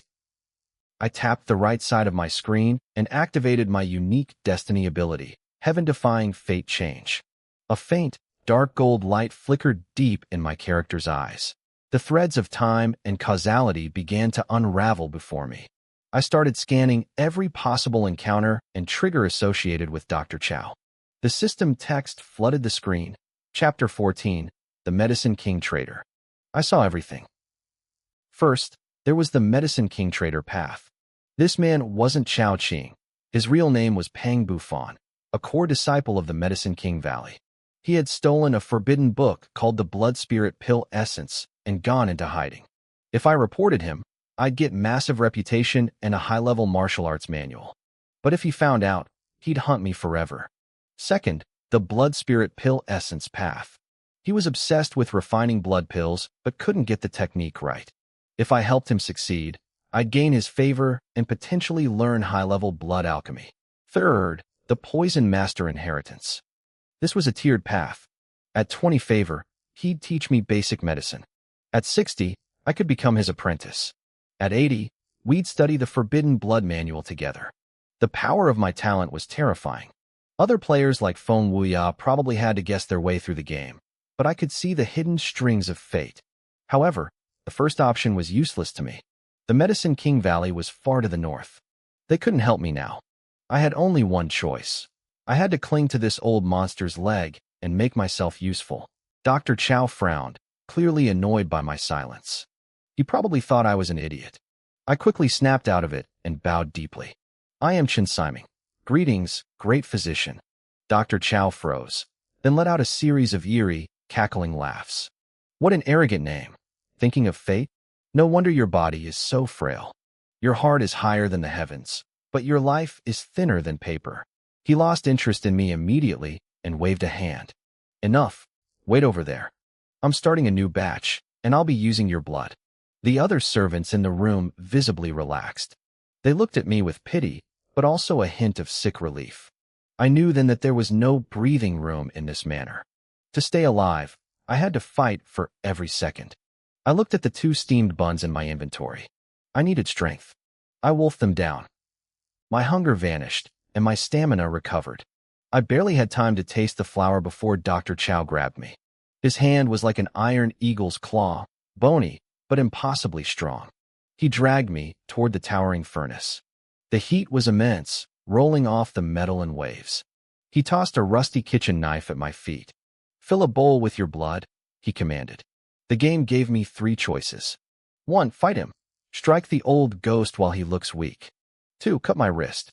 Stay obedient and endure the permanent stat loss. 3. Refuse. Tell him I'm not his slave. I stared at the screen, my lips pressed thin. I finally understood why this game was so dangerous. Every choice felt like a step toward a grave. I realized then what my heaven-defying fate really meant. It wasn't just a fancy title. If I didn't actively fight to change my destiny, I was going to end up dead in a ditch sooner rather than later. Looking at the 3 choices on the screen, I knew I didn't actually have a choice at all. Dr. Chow was a trader from the Medicine King Valley. A man like that had to be a martial arts expert, and likely a high-level one. With my current pathetic stats, I couldn't even kill a chicken, let alone a master. I swallowed my pride. As the saying goes, as long as the Green Mountains remain, there's no need to worry about firewood. I chose to obey. The game text updated. You made the right decision. I watched as the sharp kitchen knife left a bright red mark on my arm. Drop after drop of blood began to flow. A wave of intense weakness washed over me, and black spots danced before my eyes. Finally, the small bowl was full. Dr. Chow gave me a look of pure disdain. He didn't care about my sacrifice. To him, I was just a tap for ingredients. He waved a dismissive hand. Put some medicine on the kid. Don't let him die too quickly. One of the other servants hurried over and smeared a cold, refreshing ointment on my arm. It was like magic. The moment the paste touched my skin, the bleeding stopped and the wound began to scab over instantly. But Dr. Chow was already finished with me. His entire focus was locked onto the towering furnace. He began tossing medicinal herbs into the flames, one by one. A strange, indescribable fragrance started to drift through the room. I took a deep breath, trying to steady myself. Suddenly, the text on the screen shifted violently. Random encounter triggered. Will you activate your fate ability, heaven-defying fate? View the potential paths of this encounter? I didn't hesitate. I activated the power. Immediately, the tangled threads of karma between me and the old man became clear. This was a special, unranked encounter. The outcome would depend entirely on my next move. My vision flashed. Asterisk Chapter 15, The Alchemist's Test. Max Perception, asterisk. Location, Shun Manor Alchemy Courtyard, eastern suburbs of Jinling. Time, August 2nd, Year 4 of Tianwu, 3:15 p.m. In this world, pills and elixirs were the lifeblood of the martial arts community. Every great sect and noble family had their own masters. This old ghost in front of me was clearly one of them. He was using blood to refine medicine, a forbidden technique that made him look more like a demon than a doctor. I ignored the horror of it. I poured all my focus into his movements. Alchemy was a deep, complex science, and Dr. Chow didn't seem to care that I was watching. The other servants were too busy trembling or trying to stay out of sight to pay attention. The game presented 2 new paths. 1. Go back and rest. The blood loss had pushed my body to the limit. I'd learned from the others that the old man only took blood once a day per person, so I could leave safely. The fate for this was useless. Dr. Chow would lose interest and treat me like a common blood slave until I withered away. 2. Keep watching. Even in a desperate situation, I wouldn't give up a chance to learn. This was a rare opportunity. The fate for this was observer learning.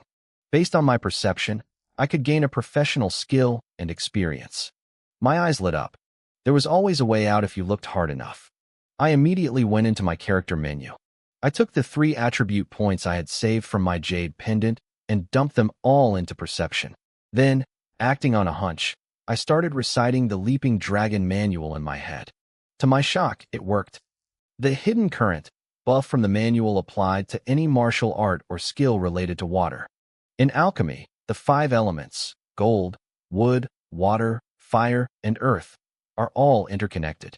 It counted. My perception stat surged to 5 points. In this game, the maximum starting perception was 6, and it was the hardest stat to level up. With 5 points, I was officially a genius. My mind cleared instantly. The physical weakness was still there, but my will was like iron. I memorized every flick of Dr. Chow's wrist and every change in the flame. Asterisk, you have gained a basic understanding of alchemy. Alchemy experience increased. Asterisk. Current level, 0, 2%. Note, reach level 1 to officially master the alchemy skill. My intense focus caught Dr. Chow's eye. He glanced at me, and for a second, I thought I saw his movements slow down, as if he were intentionally showing me the process. Asterisk experience increased, 6%, 10%, 17%, asterisk. Lines of text scrolled by, and my heart hammered against my ribs. Was this old monster actually teaching me? The fire began to die down. The heat radiating from the black furnace carried a bizarre scent. That's when Dr. Chow stood up, took the bowl of my blood, and poured it directly into the cauldron. A foul, metallic stench erupted, mixing with the herbal fragrance to create that sickening smell I had noticed earlier. The other servants had already fled the room to escape the odor. I was the only one left, staring into the heart of the furnace. I didn't realize that Dr. Chow had stopped watching the pot. He was watching me from the corner of his eye, his expression unreadable. Experience increased, 38%, 49%. Finally, the thick smoke dissipated. The charcoal beneath the furnace turned to gray ash. The refinement was over. I let out a long, shaky breath and turned around, only to find Dr. Chow's hawk-like eyes pinned on me. The refinement was finished, but I knew the real test was just beginning. Master. I lowered my head instinctively under his piercing gaze. When I was refining just now, he rasped, his voice like grinding stones. How did I manage the heat? My heart skipped a beat. This was it. The moment that would decide if I was a student or just a sacrifice. In the game, my character's heart skipped a beat. Back in the real world, I felt a wave of relief wash over me. This old monster, Dr. Chow, actually had a shred of mercy left in him. He was testing me. I thought back to every detail of the refinement process. 3 options appeared on my screen. The first was to say I forgot, which would lead to a dead end where he'd just treat me like a mindless blood bank. The second was a guess about the heat, but the game warned me he'd kill me for lying. Then there was the third option. First a high heat, then a simmer, and finally a high heat again to finish. My perception stat was high enough to unlock this hidden answer. I didn't hesitate. I tapped the third option. Dr. Chow's expression softened just a fraction. He nodded slowly. And the Jade Spirit pill? He asked, his voice still raspy. What was the order of the herbs? The ratio of water? I racked my brain, visualizing the icons and the text scrolls from earlier. I told him everything. I mentioned starting with half a cauldron of water, adding the cinnabar and silver mercury, and then the green horsegrass herb after a stick of incense had burned. I described adding the purple root and 2 ladles of fresh water. I finished by admitting I didn't fully understand the underlying mechanics yet. Dr. Chow stared at me. For the first time, I saw a spark of genuine surprise in his eyes. He let out a low chuckle. I didn't expect a weakling like you to have such a sharp mind, he muttered. You actually paid attention. A notification popped up. Dr. Chow's favorability +7. Current status, casual acquaintance. He stroked his beard, his eyes narrowing again. Tell me, boy, do you truly want to learn the art of medicine? I almost reached for the voice chat to shout, yes, but the system warned me. If I acted too eager, he'd think I was a spy sent by the Shin family or some rival faction. He was a paranoid man who would rather kill an innocent than take a risk. I chose the safer path. I just want to stay alive, I replied through the game. I have no other hope. Dr. Chow looked at my character's frail body and sighed. He seemed to see a reflection of his own desperate situation in me. He believed me. His favorability jumped again, hitting 20. It's rare to find someone useful in this dump, he said, reaching into his robes. He tossed a yellowed, weathered book at my feet. This is the Ching Ching Manual. I wrote it years ago. It covers basic medicine and herb identification. Study it. If you have questions, ask. And from now on, you watch every refinement. If you turn out to be useless, you go back to being a blood bag. He turned and walked out of the room without another word. I let out a breath I didn't know I was holding. Random encounter complete. Survival in the tiger's den. Rewards: 180 potential points, alchemy skill, uninitiated, Ching Ching Manual, Dr. Chow favorability, 20. I opened my inventory and clicked on the book. It was a manual for medicine and gathering. I needed at least 3 points in perception to read it, which I luckily had. I could spend potential points to level it up instantly or study it slowly while AFK. I looked at my stats. My alchemy skill was at 61%, but I couldn't officially unlock it until my medicine skill reached level 1. It was a close call. If I hadn't passed his test, I'd be dead or worse by now. Outside the alchemy room, the other servants started shouting that it was time to eat. I checked the clock. It was nearly 7 p.m. in the game, but outside my window, the sun was already rising. I had been playing all night. I quickly swapped my stats back into strength to recover some stamina and followed the others to the dining hall. To my surprise, the food for the alchemy servants was incredible. We had white rice, stir-fried greens, tofu, and even a bowl of chicken. In this world, that was a feast. I dug in, knowing I'd need every bit of energy for what was coming next. A few interesting things happened during dinner. Dr. Chow was there, eating with us. When she finished, she did something that made every other alchemy servant turn green with envy. She took 2 pieces of beef, food only she was allowed to have, and handed them directly to me. I didn't say a word. I just felt their burning stares on my back. I finished my meal quickly and headed back to the cramped room that served as my dormitory. I pulled out the Ching manual. A prompt appeared. Do you wish to set this book for AFK study? It explained that my progress would depend on my perception stats. While studying offline, my character would automatically manage stamina by eating and sleeping. I clicked yes and exited the game. The screen went black, and I finally hit my limit. My eyes snapped shut, and I fell into a heavy, dead sleep. But it wasn't peaceful. Just like that time in the ruined temple, my consciousness was dragged back into a world that felt far too real. I dreamed of the long mountain roads, the rushing rivers, and the suffocating atmosphere of the Shun family's backyard. It was terrifyingly vivid. I could smell the bitter herbs mixed with the metallic stench of blood. I could feel the crushing weakness of my character's body, trembling in fear before Dr. Chow. But more importantly, the alchemy process, the abstract experience points I had earned, started carving itself into my soul. It wasn't just data anymore. It was becoming instinct. It was becoming my own memory. I bolted upright in bed, gasping for air. My chest heaved, and my shirt was soaked through with cold sweat, clinging uncomfortably to my skin. I grabbed my phone. It was 2:30 p.m. The initial rush of excitement was gone, replaced by a cold realization. This game offered incredible power, but the risks were just as extreme. Then, the hunger hit. It was that same, agonizing burn in my stomach. I scrambled out of bed and tore through my room until I found 5 packs of instant noodles. I didn't even cook them. I crunched them down dry, swallowing them in huge, desperate gulps before washing it all down with a full bottle of water. Only then did the burning sensation fade to a dull ache. I wasn't ready to log back in yet. I sat at my desk and opened the Wudao forum on my laptop. It was flooded with new posts. A third wave of beta testers had just started, and the boards were filled with people screaming for help. Part of me felt for them, but another part of me was thinking of a backup plan. If things got too crazy, I'd just report my talent to the Martial Arts Bureau and pray they'd send a pro to bail me out. I scrolled through the featured section and found an interview that caught my eye. Exclusive interview with Wudao's #1 player, Fengwuya. The title mentioned the scholar's start, the very path I had chosen. I skipped the fluff and got to the core of the interview. Fengwuya's tone was dead serious. A lot of rookies think the scholar's start sounds cool, like a main character in a novel, he said. But I'm telling you, out of 1,000 people who pick it, 990 will be dead within a month.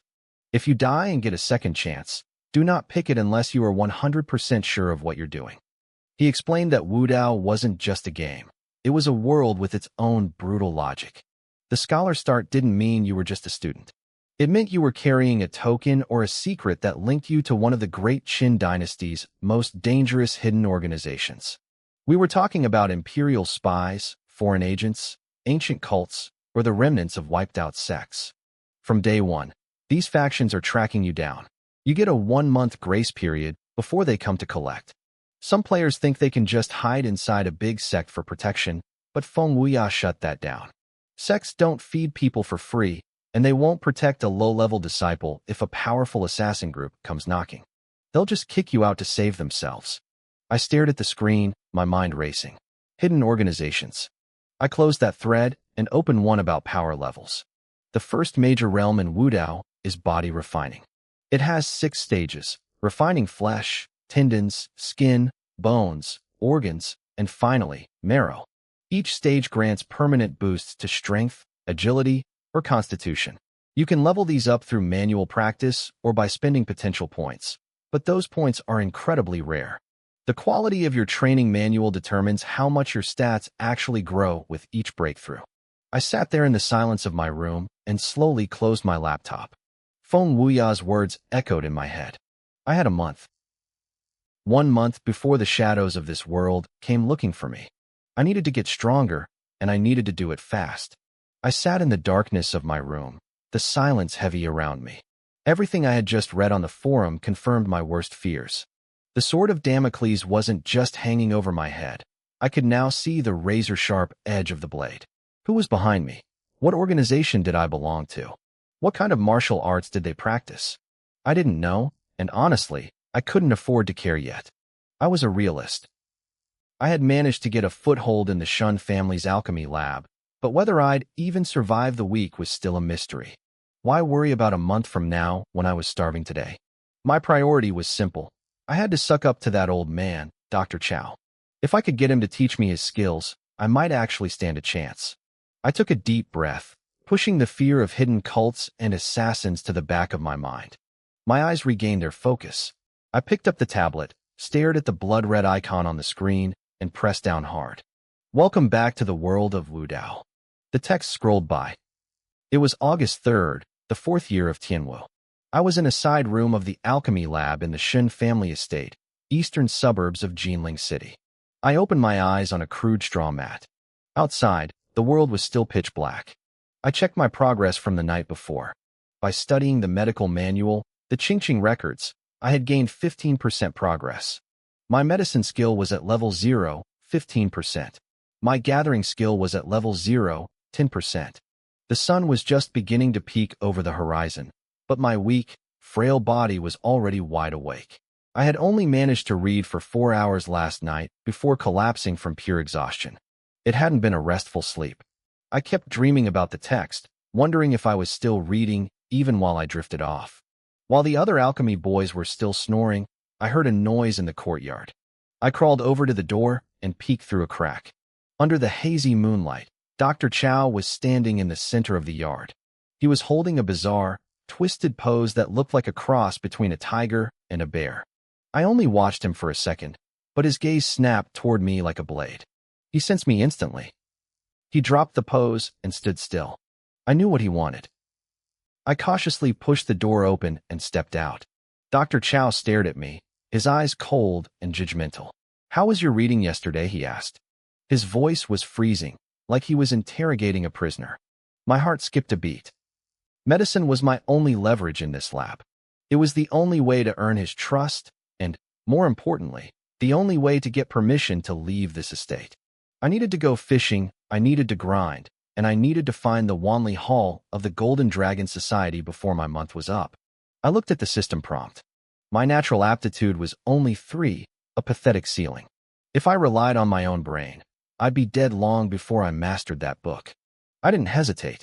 I opened my inventory and focused on the only real advantage I had, 1,780 potential points. On the forums, this was a massive fortune. You could use these points to level up almost any skill or martial art in the game. I clicked on the Qingqing records. Spend potential points to increase study progress. At current level, 1 point equals 1% progress. I didn't hold back.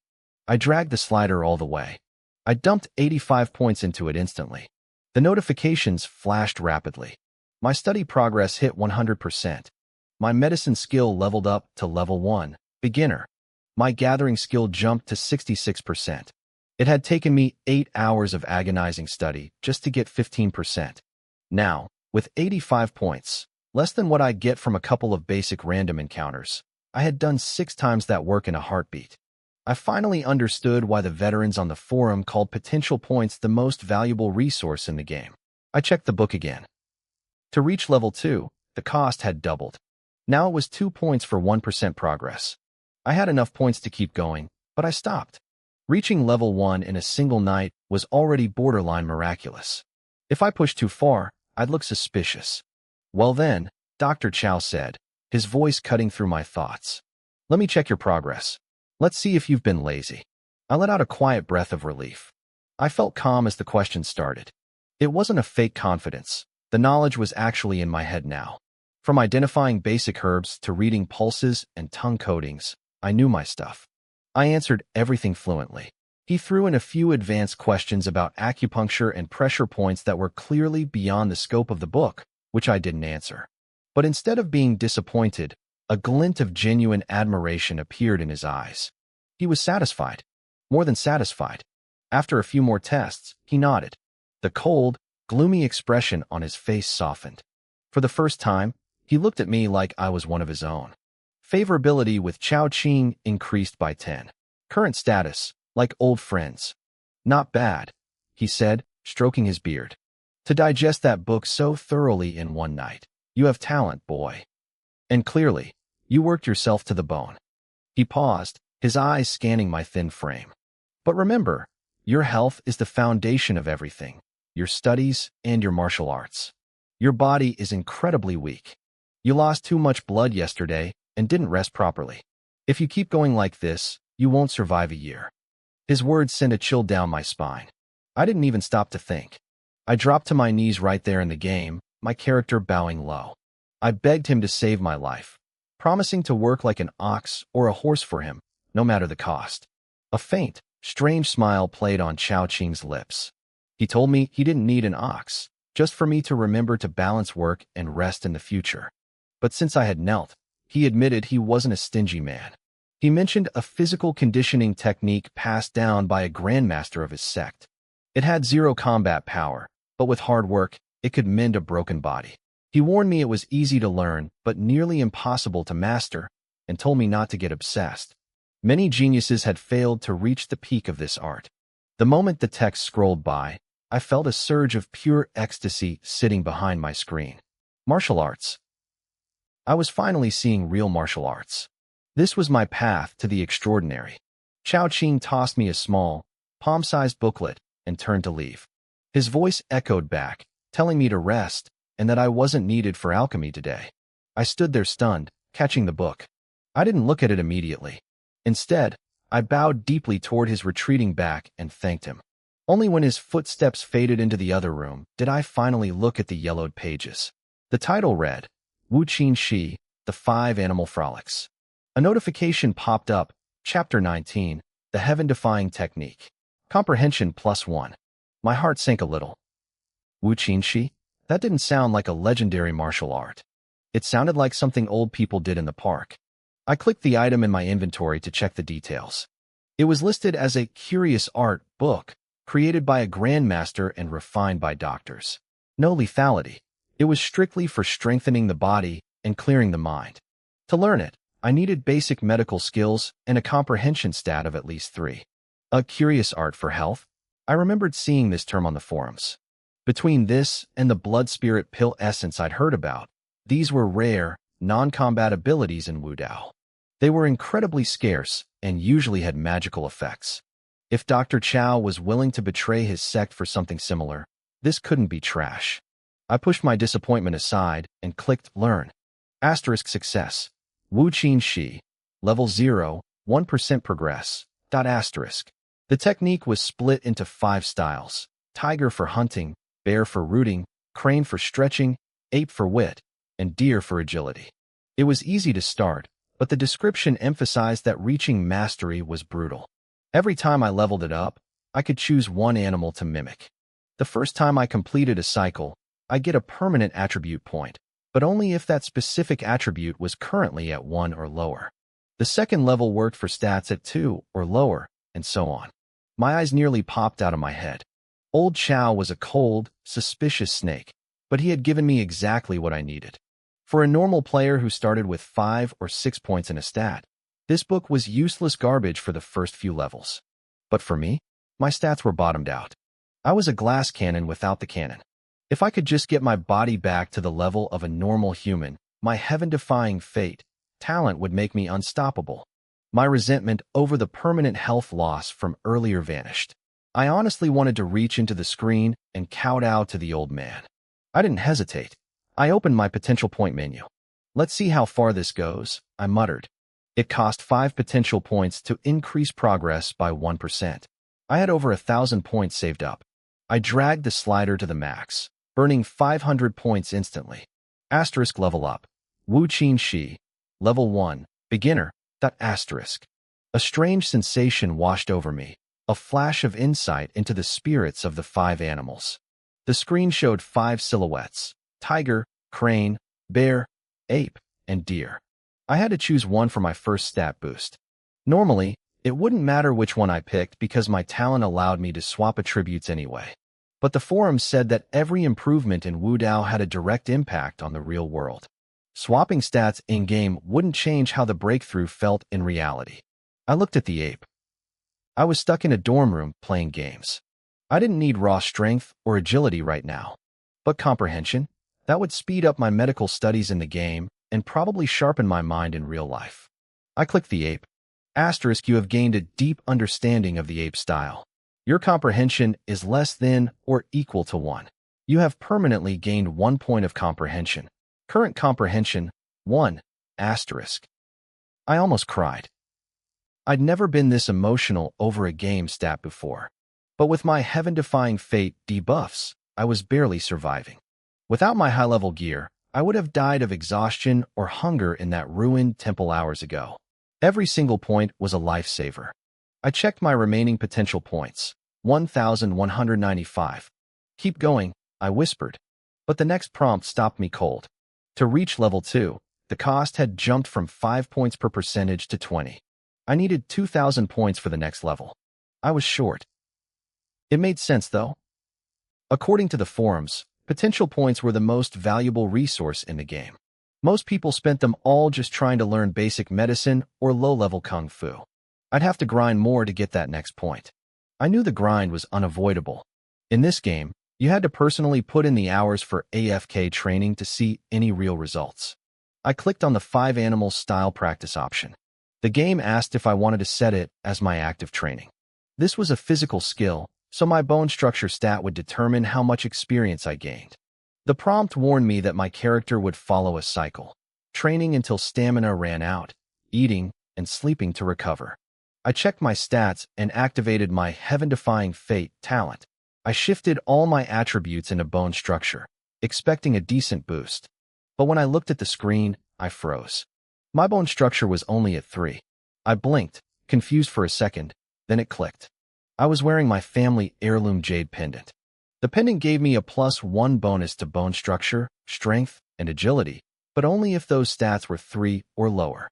By moving my points around, my natural bone structure had technically risen above that threshold, so the bonus from the jade simply vanished. It was a wash. I sighed and shifted that extra point into strength instead. I needed the stamina. Let's get to work, I muttered. The screen began to scroll with updates. I was practicing the 5 animals style. Proficiency was increasing. Slowly. Very slowly. At least things were stabilizing. I couldn't just leave the game running indefinitely because I had to manually manage my hunger and meal times, but I finally saw a path forward. If I could just get those 5 basic attributes up, I'd stop being a total cripple. I'd be a flexible cripple, able to shift my points to match whatever disaster came my way. I wondered if this style counted as martial arts for my seeker title, but the progress bar was moving at a snail's pace. I pulled out my phone's stopwatch to time it. The text flashed about once every 10 seconds. After about 300 flashes, a new notification popped up. Asterisk practice complete. Level 1 proficiency increased by 1%. Asterisk. I did the math. 10 seconds per flash. 300 flashes for 1%. That was 50 minutes of real time for a single point of progress. To reach level 2 without using potential points, I'd need over 5,000 minutes. That was more than 3 days of non-stop training without eating or sleeping. It wasn't fast, but it wasn't impossible either. It also put the value of potential points into perspective. My 2,000 points could skip 8,000 minutes of grinding. That was a massive shortcut. I realized my effective training time from the previous night had only been about an hour because I kept running out of stamina and needing sleep. This game really made you fight for every inch of progress. Suddenly, I paused. I realized I had just done all that complex mental math in a split second. Usually, I hated math. It wasn't my strong suit. But the answer had come to me instantly. The comprehension boost was real. Whether it was logic, memory, or focus, My brain felt sharper in the real world. It confirmed my theory. While my starting character didn't change my physical body, any stats I earned through gameplay were directly affecting my actual self. I felt a sudden, desperate urge to get more points. I needed potential points, and I needed them fast. I wasn't strong enough to hunt bandits or clear out dens yet. My best bet was a miracle encounter. I remembered the rumors about the golden carp in the Zijin River. Catching one was supposed to grant hundreds of potential points, maybe even stat boosts. But I had two problems. First, I didn't have the fishing skill. Even with my fish leaping over the dragon gate technique, I still needed the basic ability. Second, and more importantly, I was stuck in the Shun family estate. Old Kai, the physician, liked me well enough, but he didn't trust me. Not yet. I was still a servant in his eyes. I rubbed my temples, feeling the pressure. That mystery of the Shun family quest was hanging over my head like a death sentence. I couldn't relax. I spent the rest of the day balancing my time. When I wasn't eating to clear my hunger debuff or practicing the 5-animal style, I was buried in the Qingqing records. My higher comprehension allowed me to study the medical texts much faster than the physical training. If I wanted to earn Old Kai's trust and get the freedom to leave the estate, being a genius doctor was a better bet than being a mediocre martial artist. I pushed through the night, grinding until the sun started to peek through my dorm window. By 6 a.m., I was exhausted, my eyes blurring as I moved my character toward the small canteen for breakfast. The game text described the scene. Asterisk, the intense study has left you famished. The Shin family treats its workers well, and for breakfast, you've even been given a bowl of hot fish soup. Asterisk. I sat there in the game, my character eating alongside the other servants, when a line of dialogue popped up that made me sit bolt upright. Old Kai was standing right next to me. He looked down at me and spoke in a cold, sudden tone. "Hey kid, Lin Yuan. Come with me," Old Kai said, his voice flat and unreadable. "The head of the family has business to discuss, and he summoned me. You're coming along." I froze for a second, my spoon halfway to my mouth. I could feel the burning stares of the other pharmacy boys, a mix of raw envy and confusion. I didn't give them a chance to say anything. I just nodded quickly. "Yes, master." I didn't even stop to finish the delicious fish soup. I shoveled the rest of the food into my mouth, wiped my face with my sleeve, and scrambled to my feet. I followed Old Kai out of the small courtyard where I'd spent the last 2 days. This was it. Even though we were just walking through the Shun estate, it was a massive step forward.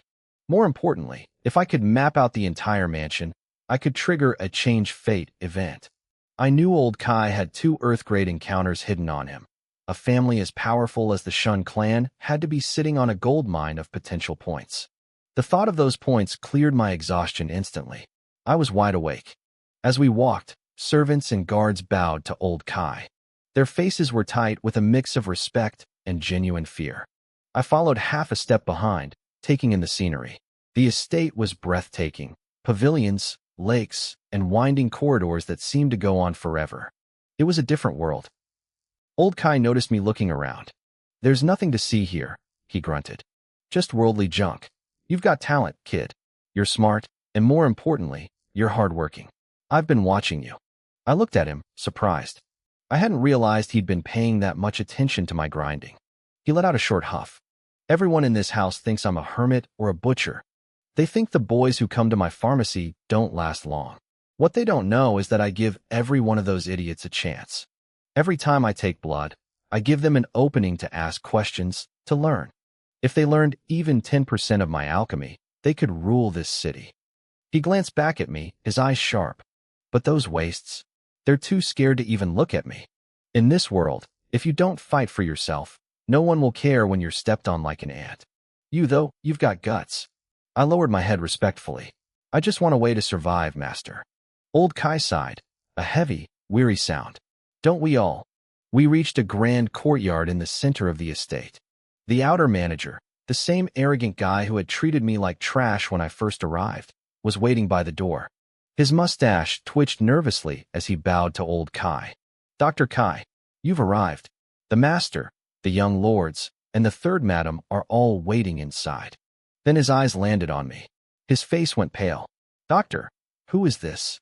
Old Kai didn't even look at him. "Open the door." Yes, of course. The manager scrambled to obey. As old Kai reached the threshold, he stopped and looked at me. A prompt appeared on my screen. I had to choose how to handle the manager. Recalling old Kai's prickly, observant nature, I picked the third option.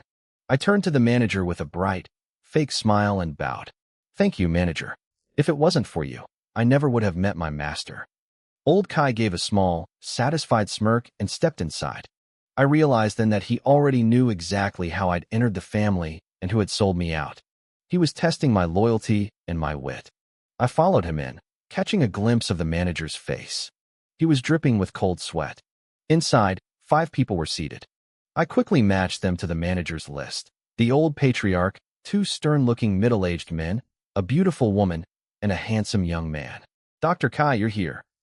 The greetings were warm, confirming that old Kai held a high status here. But then, all eyes shifted to me.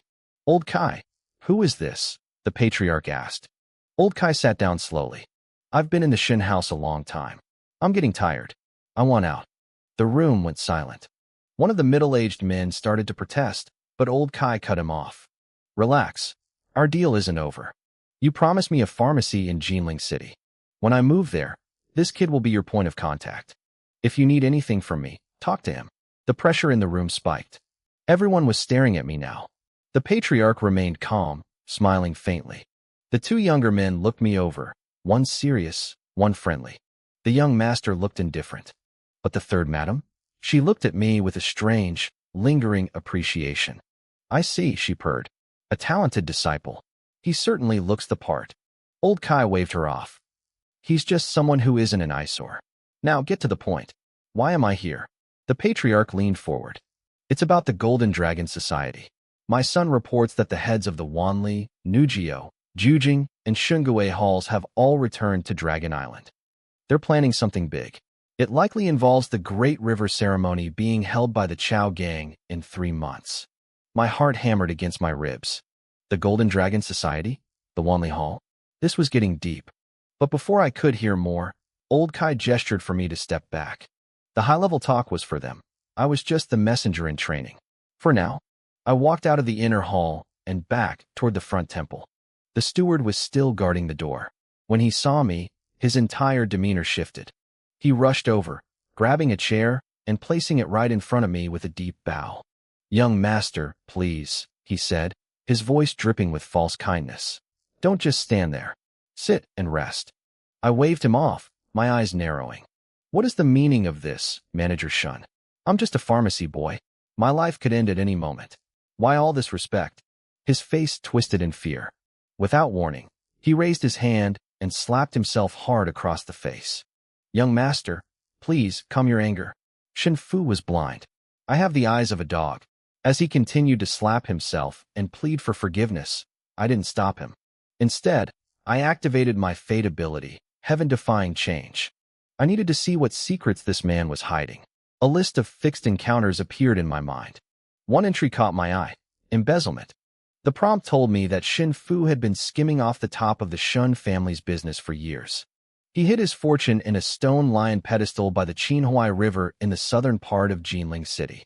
To get it, I needed a high agility stat or lockpicking skills.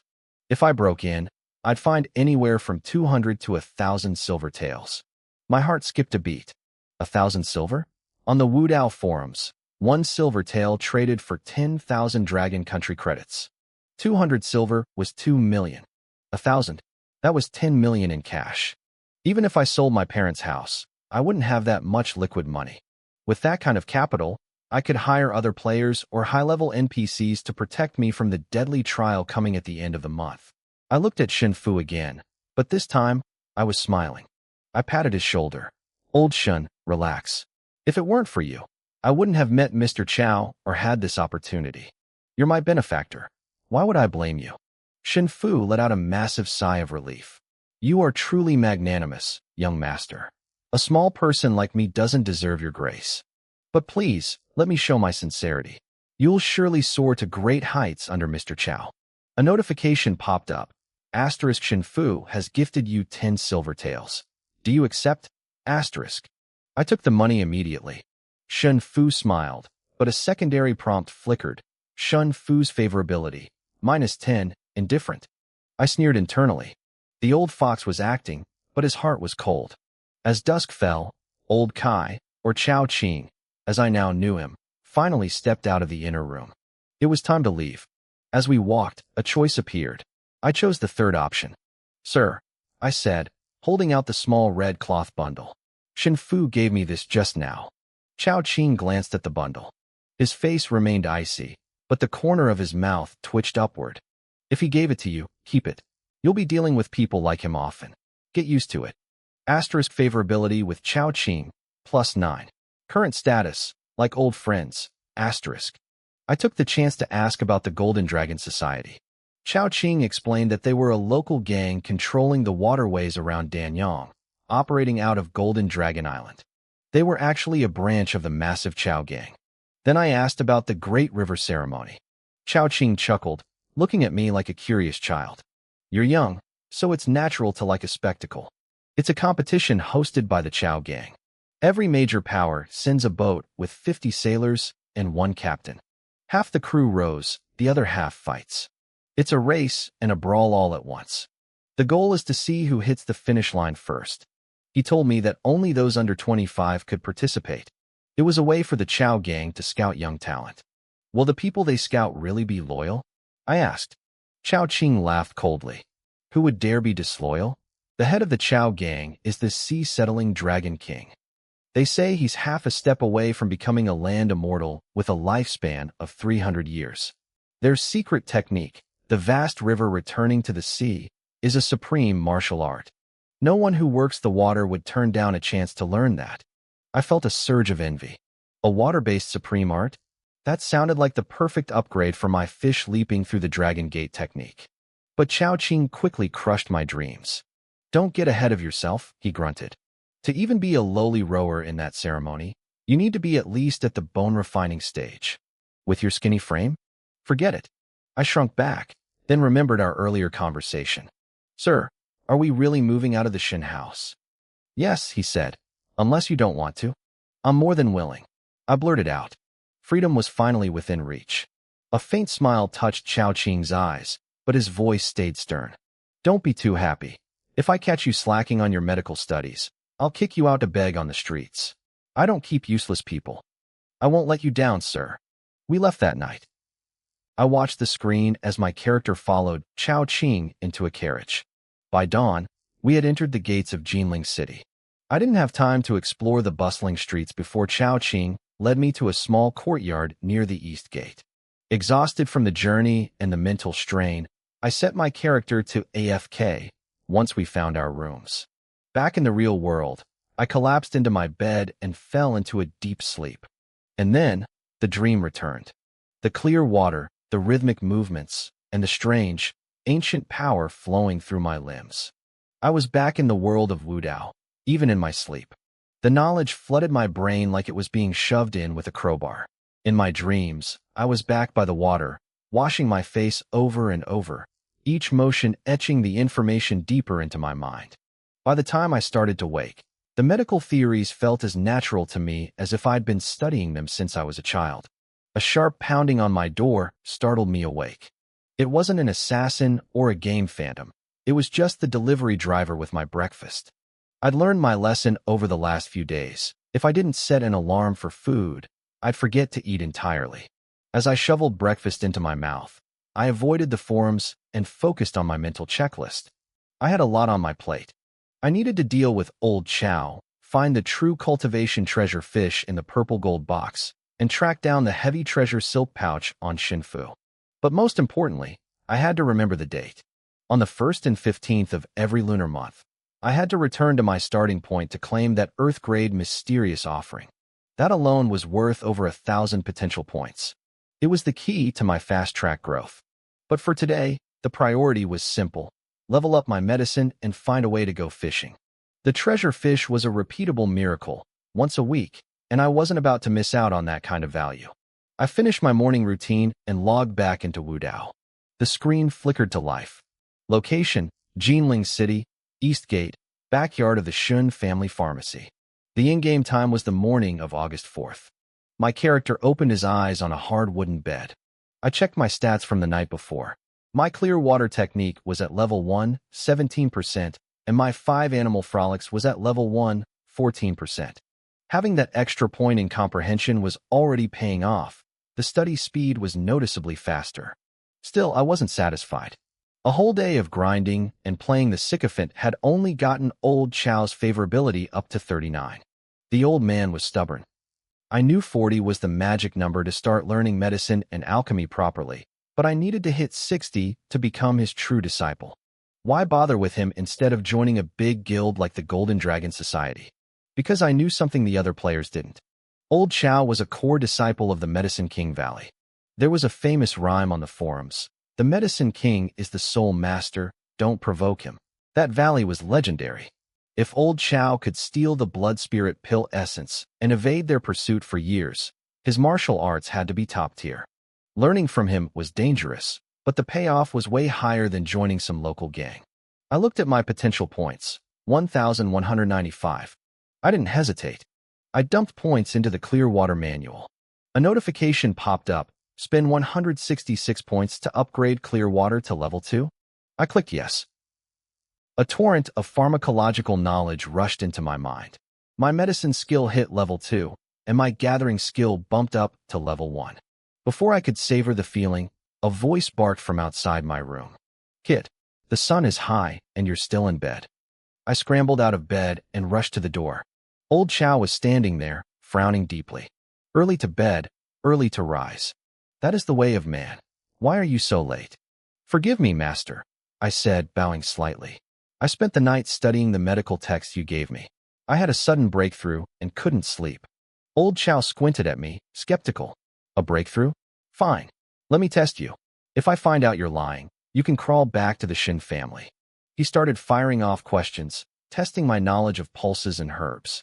Thanks to the potential points and my boosted comprehension, I answered every single one without breaking a beat. I even demonstrated how to identify specific pulse patterns. He stared at me, stunned. You looked like a walking corpse yesterday, yet you have this kind of mental clarity? Perhaps I underestimated you. You didn't underestimate me, old man, I thought. You underestimated the power of a leveling system. I checked his favorability. It hadn't budged. It seemed level 2 medicine wasn't enough to break the bottleneck. I checked the cost for the next level, for points for every 1% of progress. I'd need 400 points to hit level 3, and probably thousands to reach level 5. I needed more miracles. I needed more points. Old Chow stroked his beard, his annoyance fading. Listen, kid. Health is the foundation of everything. Don't read any more books today. He paused, thinking.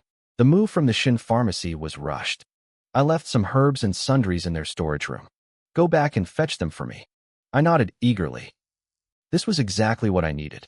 Returning to the Shin family meant passing the river. It was the perfect time to go fishing. On the way, I dug up some earthworms and used a bit of incense to mask the scent. When I passed a roadside general store in Jinling, I used my fate-altering ability to snag a high-quality fishing rod for a bargain price. The system even rewarded me with 50 potential points for the find. With the rod in hand, I headed toward the water. It was time to see if the legends about the treasure fish were true. I tracked down a guard from the Shin family, who spent his life on the river, and asked him to teach me the basics of fishing. A notification popped up. Asterisk, you have learned the life skill. Fishing. Current level, 10%. Asterisk. I didn't have time to grind a slow way, so I immediately dumped 50 potential points into the skill. While I was grabbing a meal at the Shun Manor, I used my connection with Shun Fu to slip into the kitchen. I walked away with a bottle of high-quality bamboo leaf green liquor and some fresh dough for bait. My exploration progress for the Shun family estate jumped by 15%, bringing me to 35%. I knew that once I hit 75%, I could trigger Fate Altering to reveal hidden encounters in the area. I spent the rest of the morning maneuvering my character between the Shun house and the pharmacy. Finally, I met all the hidden requirements for the true cultivation treasure fish. In this game, encounters aren't just random luck. If you know the triggers, they're basically just daily quests hidden in plain sight.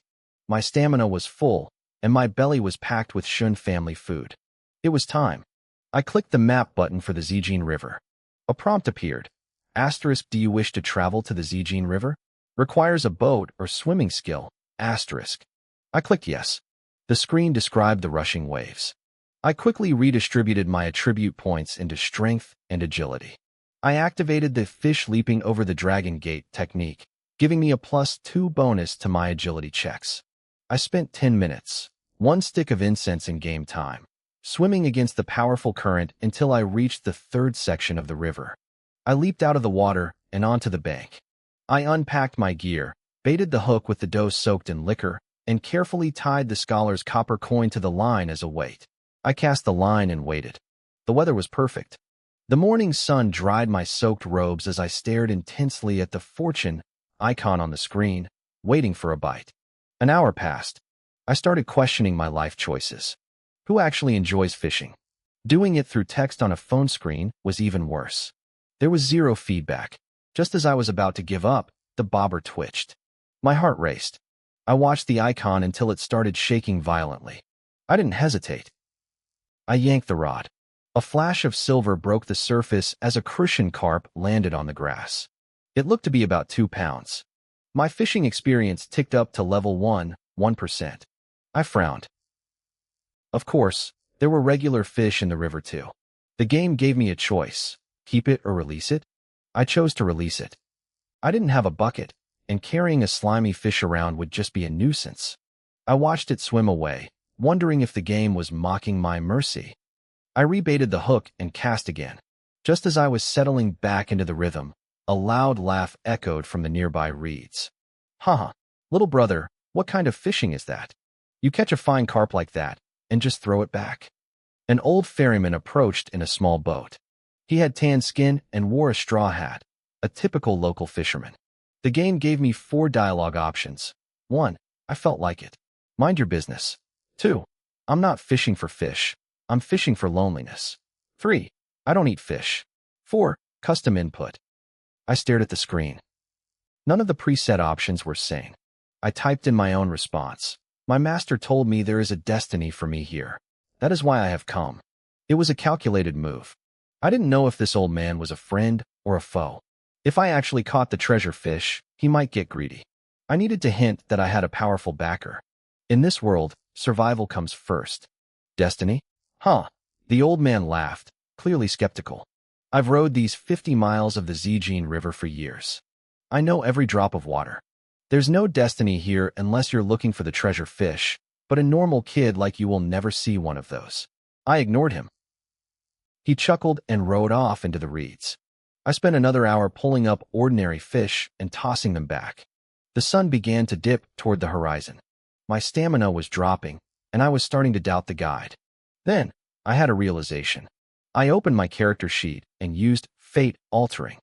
I stripped every single point out of strength and dumped them into luck, the stat I usually ignored. Immediately, I felt a shift. The fortune icon seemed to glow a bit brighter. Little brother, still here? The ferryman's voice returned, full of mockery. Has your destiny arrived yet?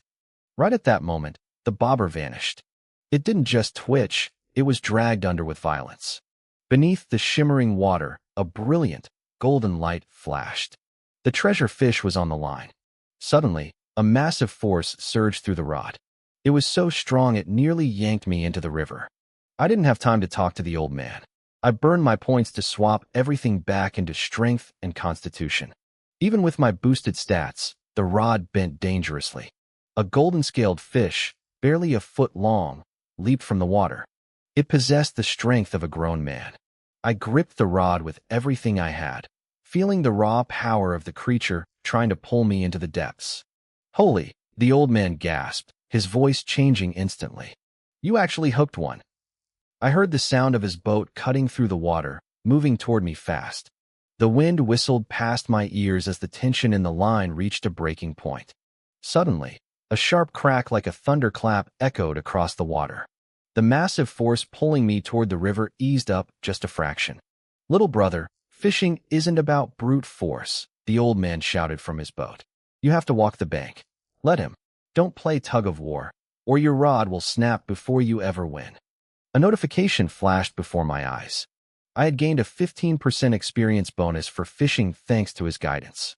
My skill level ticked up to 24% of level 1. But I didn't have time to celebrate. Another whistling sound tore through the air. This time, I saw the source. The old man had whipped his own fishing rod like a flexible lash. The tip of his rod struck the water with deadly precision, smashing directly into the golden shadow beneath the surface. Crimson blood stained the river. The resistance on my line vanished instantly. I lunged backward, reeling in with everything I had, and finally hauled the creature onto the grass. It was about a foot long, shaped like a large carp, but its scales were a brilliant, shimmering gold. Each scale had a strange circular hole in the center, making them look exactly like ancient copper coins. A deep wound from the old man's rod marred its head, ending its life. I had done it. My fishing experience surged by 50%, bringing me to 74% of level 1. It really is a golden coin fish, the old man gasped, standing at the bow of his boat as it drifted closer. He looked at me with genuine shock. Little brother, is your master some kind of divine mystic who can predict the future? I looked at the fish, then at him. I knew how valuable this thing was, but I also knew I wouldn't have landed it without his help. As he approached, my mind raced. I tried to use fate altering on him, but nothing happened. I realized the skill required me to be closer or in a direct conversation to trigger a change in a character's destiny. 3 options appeared on my screen. I could tell him to get lost and eat the fish myself. I could give it to him entirely as a gift. Or I could share it with him right here. I chose the third option. I had the fate-altering ability. I could find another fish next week. This old man was clearly a local, and offending him was a bad move for my long-term grind. Besides, the fish was already dead. If I didn't eat it soon, the effects might fade. Old man, if you hadn't stepped in, I might have been pulled into the river along with this fish, I said, keeping my tone humble. If you don't mind, why don't we roast it and share a meal right here? The ferryman looked stunned. You want to share a treasure fish with me? I smiled and nodded. A notification popped up, Fishing Old Man Wang Wu's favorability plus 50. My Seeker title added another 10 points. At 60 points, our relationship status jumped to close friends. I felt a wave of relief. It took forever to get 50 points with that woman Long Qingyu, and 2 days of hard work only got me 39 points with Chao Qing. This Wang Wu might be a recluse, but he wasn't some unreachable immortal. He was just a man. Wang Wu didn't hesitate. He tied his boat to a tree and scrambled ashore. As he got close, I finally triggered Fate Altering to peek at his stats. I saw his hidden potential. In his youth, Wang Wu had dreamed of the martial world, but his illiteracy held him back. Over decades on the water, he had developed his own style, the big fish rod technique. The requirement to learn it? 60 favorability points. I had hit the jackpot. Sit back, little brother, Wang Wu said, his hands moving with practiced ease as he built a fire. I might not be good at much, but my roasted fish is the best within 20 miles of Anqing town. Even the chefs in Jinling can't match me. I watched him closely, not because I was worried he'd steal the fish, but because I wanted to learn the skill. A scout never has too many talents. He pulled coarse salt from his boat and began to cook. Soon, an incredible, mouth-watering aroma filled the air. It's ready, he said, handing me a portion. Taste it. I didn't eat yet. I checked the item description first. Roasted golden coin fish. It was a high-tier consumable. The meat was firm and packed with spiritual energy. If my strength was 4 or lower, eating this would grant a permanent +1 to strength.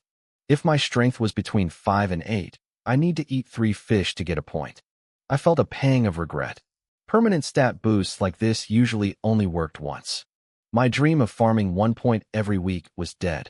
Still, a permanent attribute point was incredibly rare. I took a massive bite of the belly meat.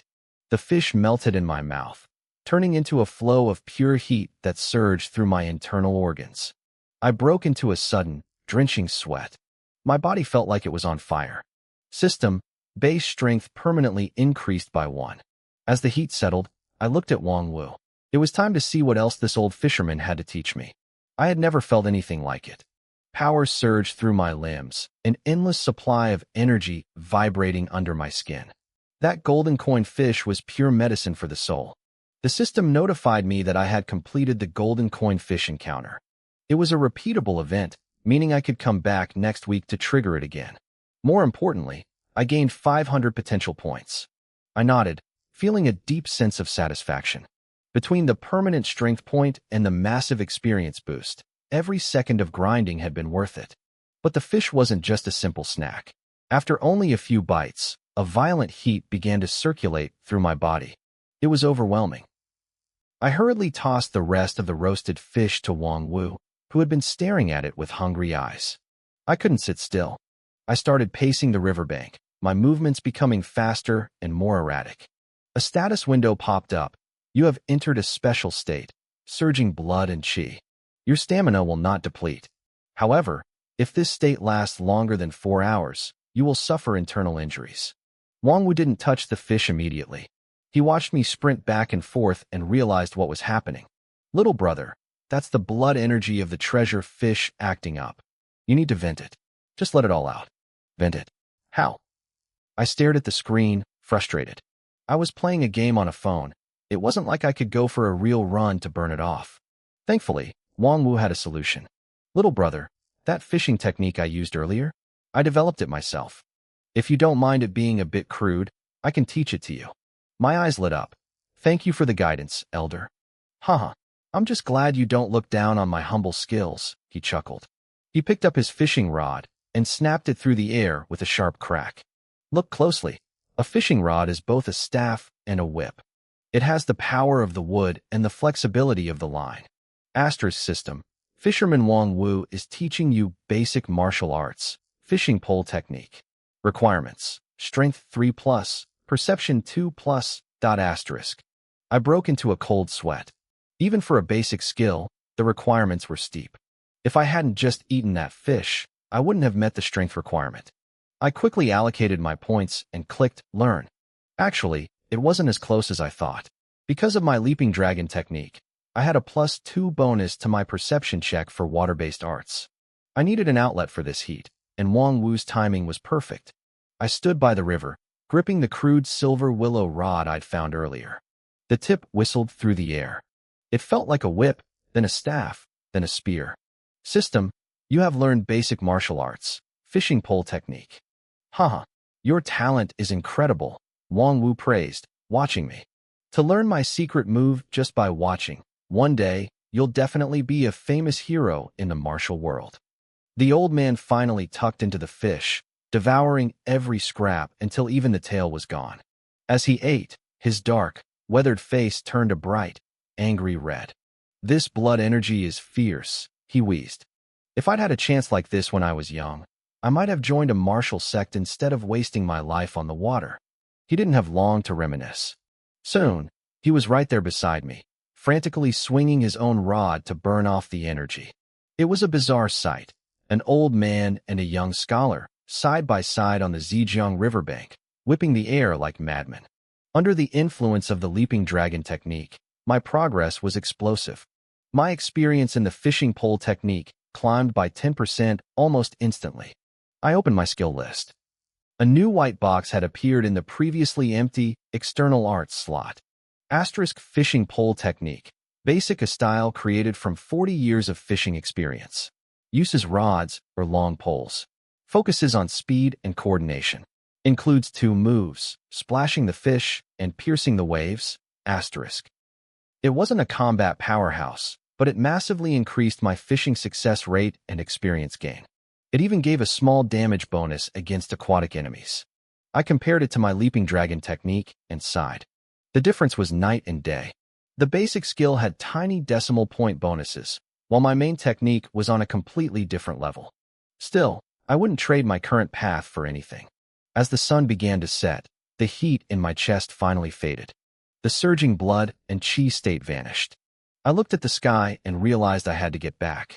If I stayed any longer, I wouldn't be able to explain my absence to Chao Qing. I said goodbye to Wang Wu, declining his offer of a boat ride, and dove into the water. I swam back toward Jinling City, not even stopping to eat. By the time I reached the city gates, it was pitch black. The lanterns in the pharmacy were still burning. Chao Qing looked up as I walked in, dripping wet and clutching my fishing rod. He frowned. You spent the whole afternoon fishing? I nodded, sticking to the story I'd prepared. "Where are the fish?" he asked. I blinked, trying to look innocent. "I forgot my basket. I ate one and let the rest go." Chao Qing looked annoyed, but the suspicion in his eyes softened. However, my next words made him freeze. "I met an interesting old man, though," I said casually. "He told me the fish I ate was a golden coin something. I couldn't finish it, so I shared it with him. In return, he taught me some fishing pole technique. You ever heard of it?" A sharp, cold light flashed in Chao Qing's eyes. He stood up instantly. System: Chao Qing's favorability +2. Current favorability: 41, soulmate of the martial world. I felt a pang of nerves. I knew this story was risky, but I had to show him I was interested in martial arts. I had to bait him. I could tell he wanted to take me as a student, and this was the final push. "Fishing pole technique?" Chao Qing repeated, his brow furrowed as he looked at my willow branch. "What kind of martial art is that? Show me." I followed him into the inner courtyard. I raised the rod and began to perform the movements Wang Wu had taught me. As I moved, the tension in Chao Qing's face bled away, replaced by a strange mix of helplessness and warmth.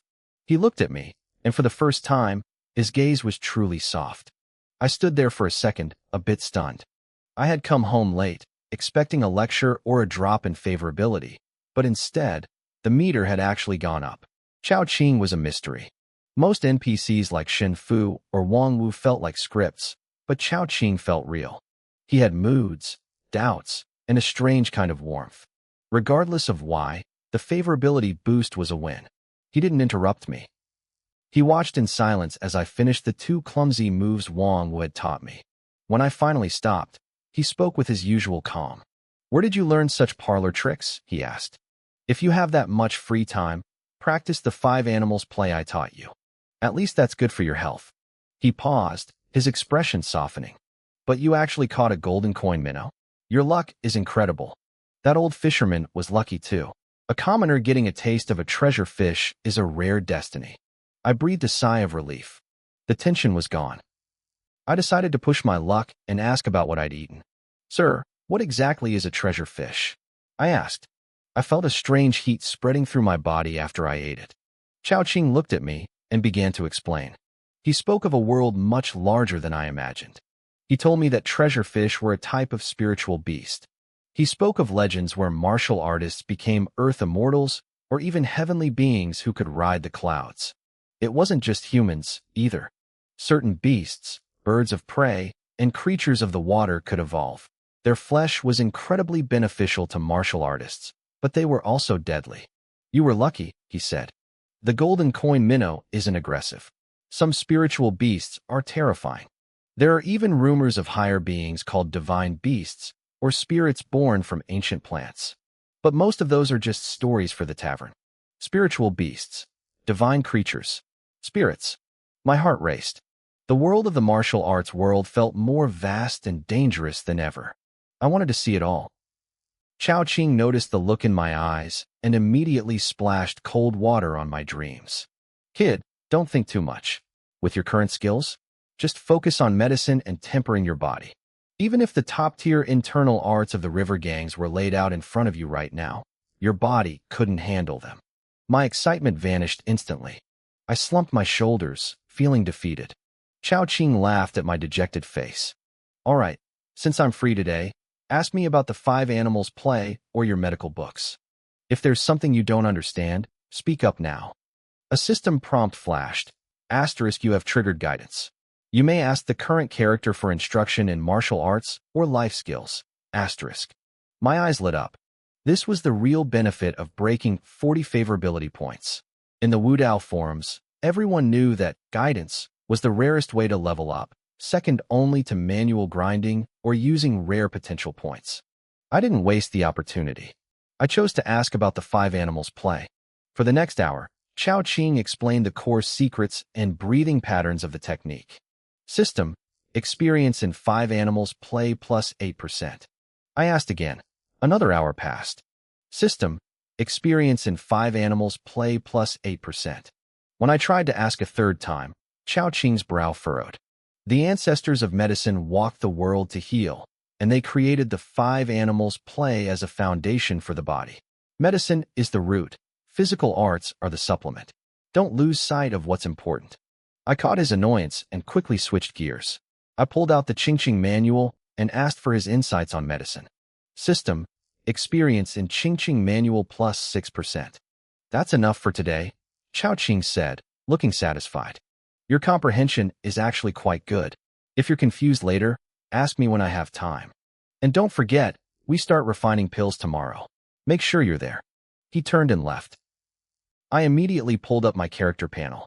The Qingqing manual was now level 2 at 15%. The 5 animals play was level 1 at 30%. In just one afternoon, Chao Qing's guidance had saved me about 150 potential points. That was equivalent to the rewards of 3 minor random encounters. I finally understood why old Chao was so valuable. Learning alchemy was great, but this direct guidance was a gold mine. If I kept this up, I could save my potential points for emergencies and let my master level me up for free. In a few days, both skills would level up again. Another level in the 5 animals play meant another attribute point I could assign myself. I was still weak compared to a normal person, but I was closing the gap. The next morning, the furnace was lit. Chao Qing's face was dead serious. I sat beside him, matching his focus. Today we refined the rejuvenation pill, he said. It's a basic healing pill, but basic doesn't mean simple. Pills are ranked low, medium, and high grade. A high-grade pill is a mark of a true master. Even I usually only produce medium-grade results. He started explaining the ingredients: Panax, Danshun, and Rami root. He talked about heat control and timing. Asterisk system. You have learned the recipe for rejuvenation pill. Alchemy will be unlocked upon successful refinement. Asterisk. In the game, my character was listening intently. In the real world, I was doing something else. I looked at my attribute bar. When learning alchemy, the system gave a +2 bonus to comprehension and bone structure. Right now, my base comprehension was only 1, but I had the 3-point boost from my family jade pendant. Before we started, I shifted every single point I had into comprehension. With the jade and the alchemy bonus, my comprehension hit a total of 7. It was the highest I could possibly push it. I watched the screen, waiting to see if this gamble would pay off. As soon as my comprehension hit 7, a new status effect started flashing on the screen: Genius Talent. It was a special buff triggered by breaking the attribute limit. It gave me an extra 10% boost to learning speed and martial arts knowledge.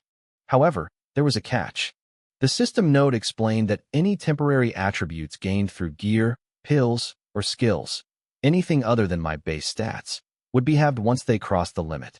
I leaned back, my eyes narrowing as I processed this. It made sense. Over the last 2 days, especially after eating that spirit fish and gaining a point in strength, I had started to feel the real impact of these numbers. In this game, attributes didn't just add a flat bonus. They were exponential. Every single point didn't just make me a little stronger, it multiplied my power based on what I already had. Sometimes it even doubled my effectiveness. If strength worked like that, comprehension definitely did too. For a normal player, the starting cap for any attribute was 6 points. That was the limit of a regular human being. To go beyond 6, you needed rare talent, a special destiny, or incredible treasures. This revealed my biggest secret advantage. I had started with base attributes of 0. Normally, that would make me a cripple, but it hadn't affected my real-world body. Instead, it meant I had a much higher ceiling for growth. I had 25 empty points to fill before I even hit the natural human limit. Most players probably used all their points at character creation. I was building from the ground up, and every permanent point I found in the game world was a massive boost to my real-world potential. I had briefly fantasized about getting all my stats to 6, and then using temporary buffs to hit a godlike 30 points. With exponential growth, I would have been unstoppable. Now I knew the halving rule existed to stop exactly that kind of broken scaling. Still, even with the penalty, my learning speed was going to be terrifying. I had 5 points I could shift around, plus the 2 permanent points from my Leaping Dragon Gate skill. Once I raised my base stats a bit more, I would be a monster. I needed to focus. I had to use this massive comprehension boost to drain every bit of knowledge out of old Chao. The lesson began. As Chao Qing worked the furnace, the game text started scrolling at a blurring speed. Asterisk your alchemy experience has increased. Current level, 0, 74%. Asterisk. Asterisk your alchemy experience has increased. Current level, 0, 90%. Asterisk. Asterisk you have successfully mastered the basics of alchemy. Current level, 1%. Asterisk. The notifications didn't stop. They kept popping up, one after another, as I watched Chao Qing's every move. My brain felt like a sponge, soaking up the timing, the heat control, and the herb ratios. Finally, Chao Qing finished the batch. He poured 10 medium-grade rejuvenation pills into a wooden box and looked at me. "How do you feel, kid?" he asked, not waiting for an answer. "Don't be impatient. Your medical skills are just beginning. Alchemy is too advanced for you right now. Just watch for now. It takes years to see results." I looked at the kindly old Chao, then I looked at my character sheet. In just half a day, my alchemy had already reached level 1 at 54% experience. "Teacher," I said, my voice steady. "I want to try. Can I refine a batch?" Chao Qing froze. He looked at me, stunned by my sudden confidence. He didn't know where it was coming from, but after a moment of silence, he nodded. "Fine," he said. "Let's see if you're more than just a big talker." Since we were backed by the wealthy Shin family, the cost of the herbs didn't matter to him. I felt a surge of nerves. Theory was one thing, but doing it was another. I took a deep breath and replayed Chao Qing's movements in my mind. With 7 points in comprehension, the memory was like a high-definition video playing on a loop. I moved. I started the fire, poured the water, and added the herbs. Every motion was precise. Every second was timed perfectly. I felt a strange sense of flow, as if I had done this 1,000 times before. "Your experience has increased." Beside me, Chao Qing's cloudy eyes suddenly sharpened. A flash of pure shock crossed his face. He knew for a fact I had never studied alchemy before. Medicine was about pulses and observations, but high-level alchemy was a different beast entirely. I was only 17. If I was faking this level of talent, I was the greatest actor he had ever met. But as he watched me work, he realized I wasn't faking. The talent I was displaying was enough to qualify me for the elite inner circle of his old sect. My hands were steady, and the furnace was humming with perfect heat. I wasn't just a student anymore. I was a natural. A flicker of coldness flashed in Chao Qing's eyes. It was gone in an instant, but I caught it. He wasn't a fool. He knew no rival sect would be stupid enough to risk a genius like me just to spy on him. I was too valuable to be a pawn. The scent of medicinal herbs began to waft from the furnace. Sweat beaded on my nose, but I didn't slow down. I gripped the palm leaf fan, pumping the flames higher. I watched the time carefully. After exactly 1 stick of incense had burned, I threw in the pre-prepared sanchi herbs. A thick, scalding mist filled the room. The heat was intense. My face turned beet red, and my head started to swim. I felt dizzy, like I was about to collapse. Suddenly, Chao Qing moved. With a flick of his wrist, a thin golden thread wrapped around my arm. A surge of indescribable warmth flowed from the thread into my body. The exhaustion vanished instantly. I didn't have time to marvel at his godlike technique. I had to finish. I grabbed the handle, shaking the furnace gently over the fire. This was the final molding stage. Everything depended on this. I let out a long, shaky breath. A soft thrum echoed from the furnace, and steam hissed against the lid. I pulled it open and poured the contents out. 6 pills rolled onto the tray. They weren't perfectly round, and the color was a bit uneven, but they were mine. I had finished my first refinement. A notification popped up. Asterisk, you have obtained 6 low-grade rejuvenation pills. Alchemy level increased to level 1, 99%. Asterisk. These pills could stop bleeding, recover energy, and even heal internal injuries. I looked up at Chao Qing. He was staring at the furnace in a daze, his eyes fixed on the pills in my hand. He finally cleared his throat and regained his composure. "What is it?" he asked. Asterisk system hint. Chao Qing's favorability has increased by 9. Current status, 49, friend. Asterisk. "Teacher," I said, frowning at my work.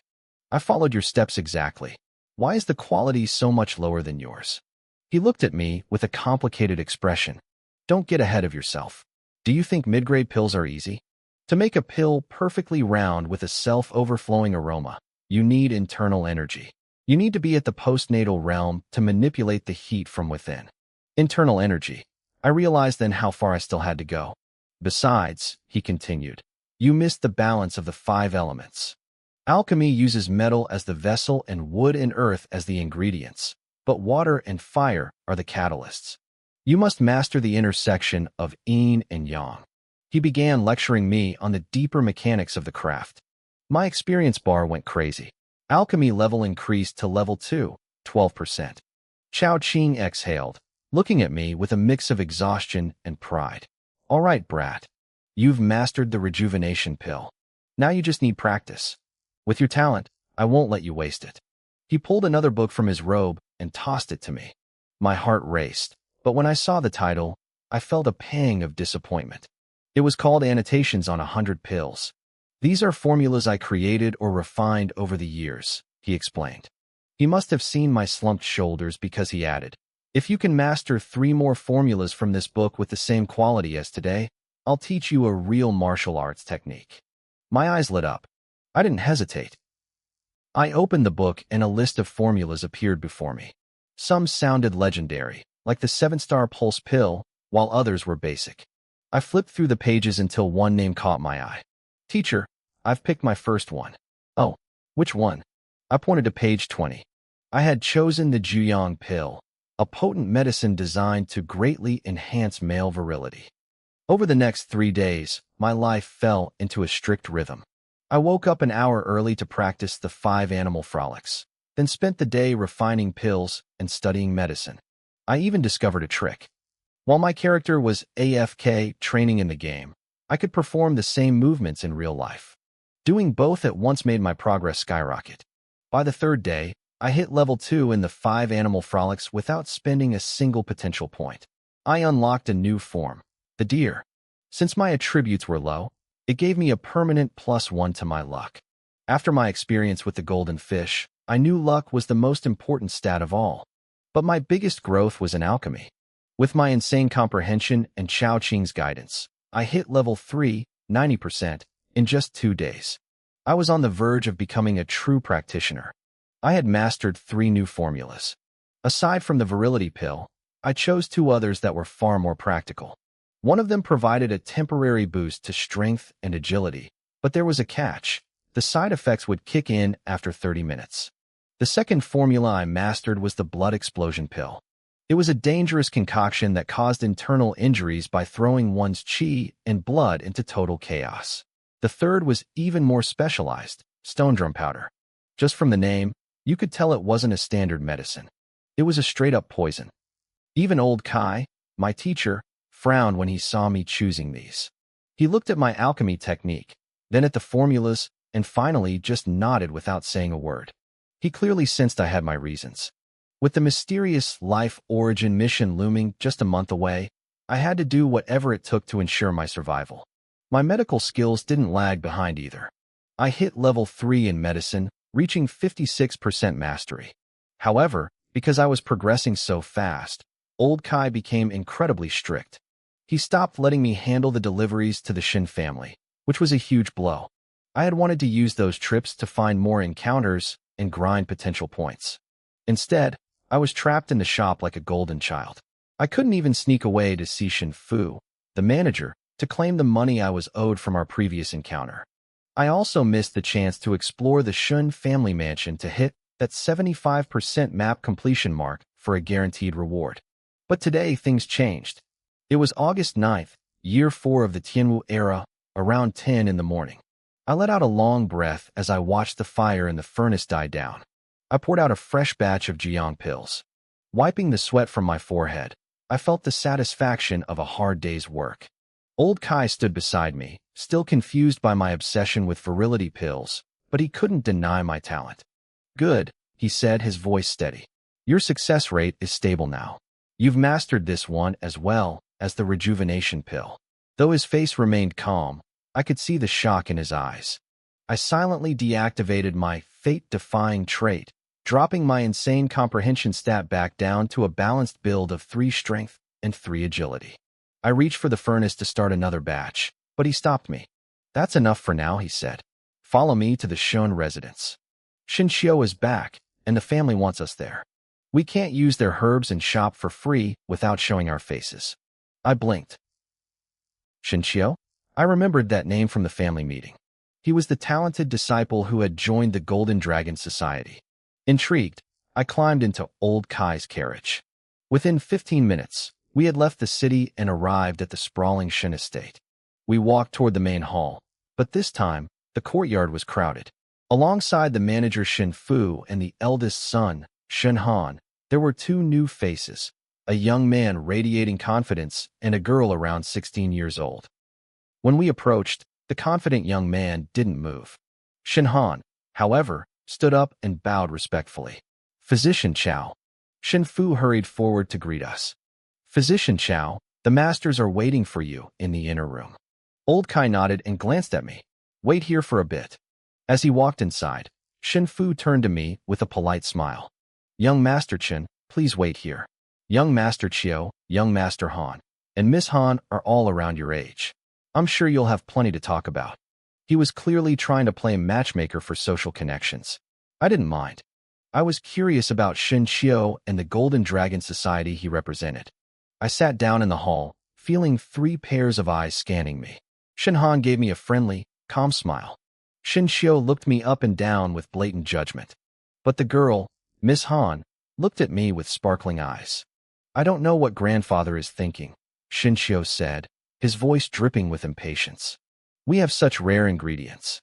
Why not just let Elder Gu from the Golden Dragon Society refine them?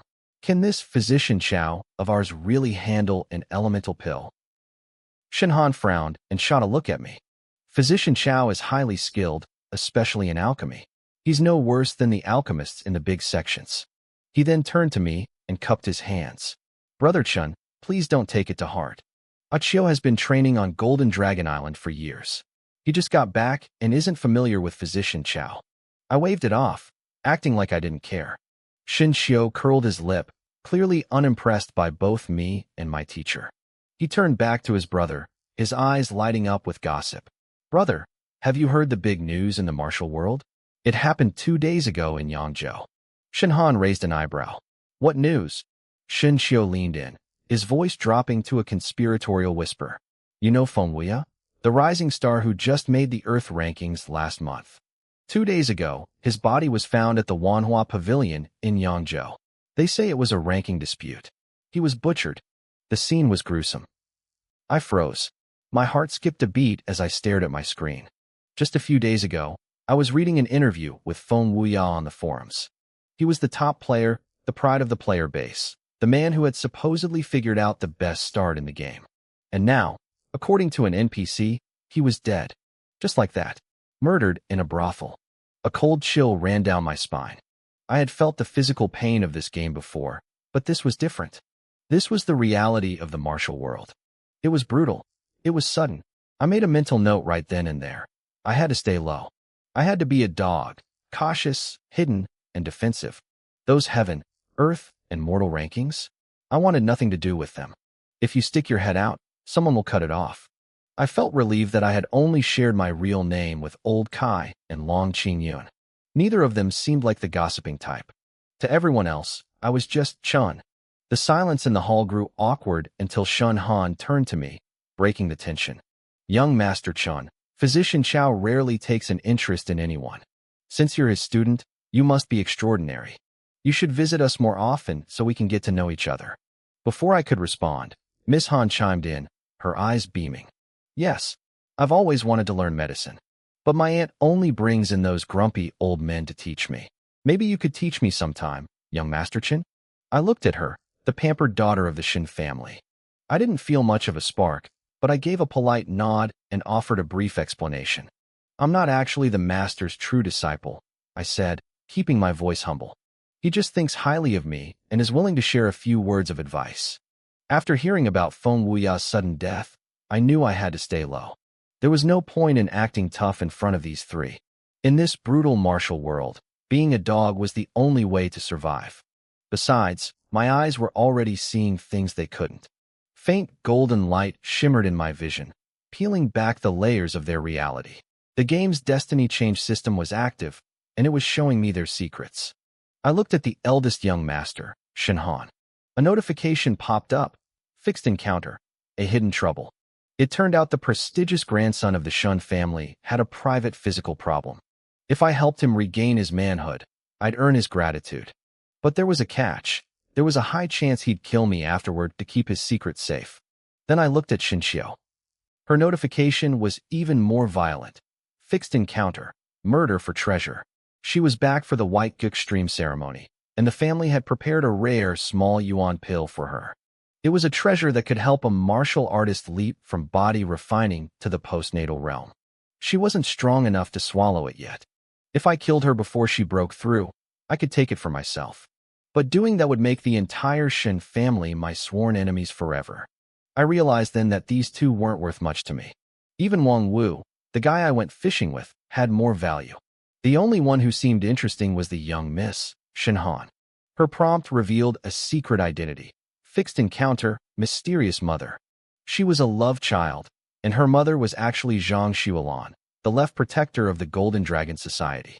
Her mother was so powerful that her father's legal wife had literally died of anger.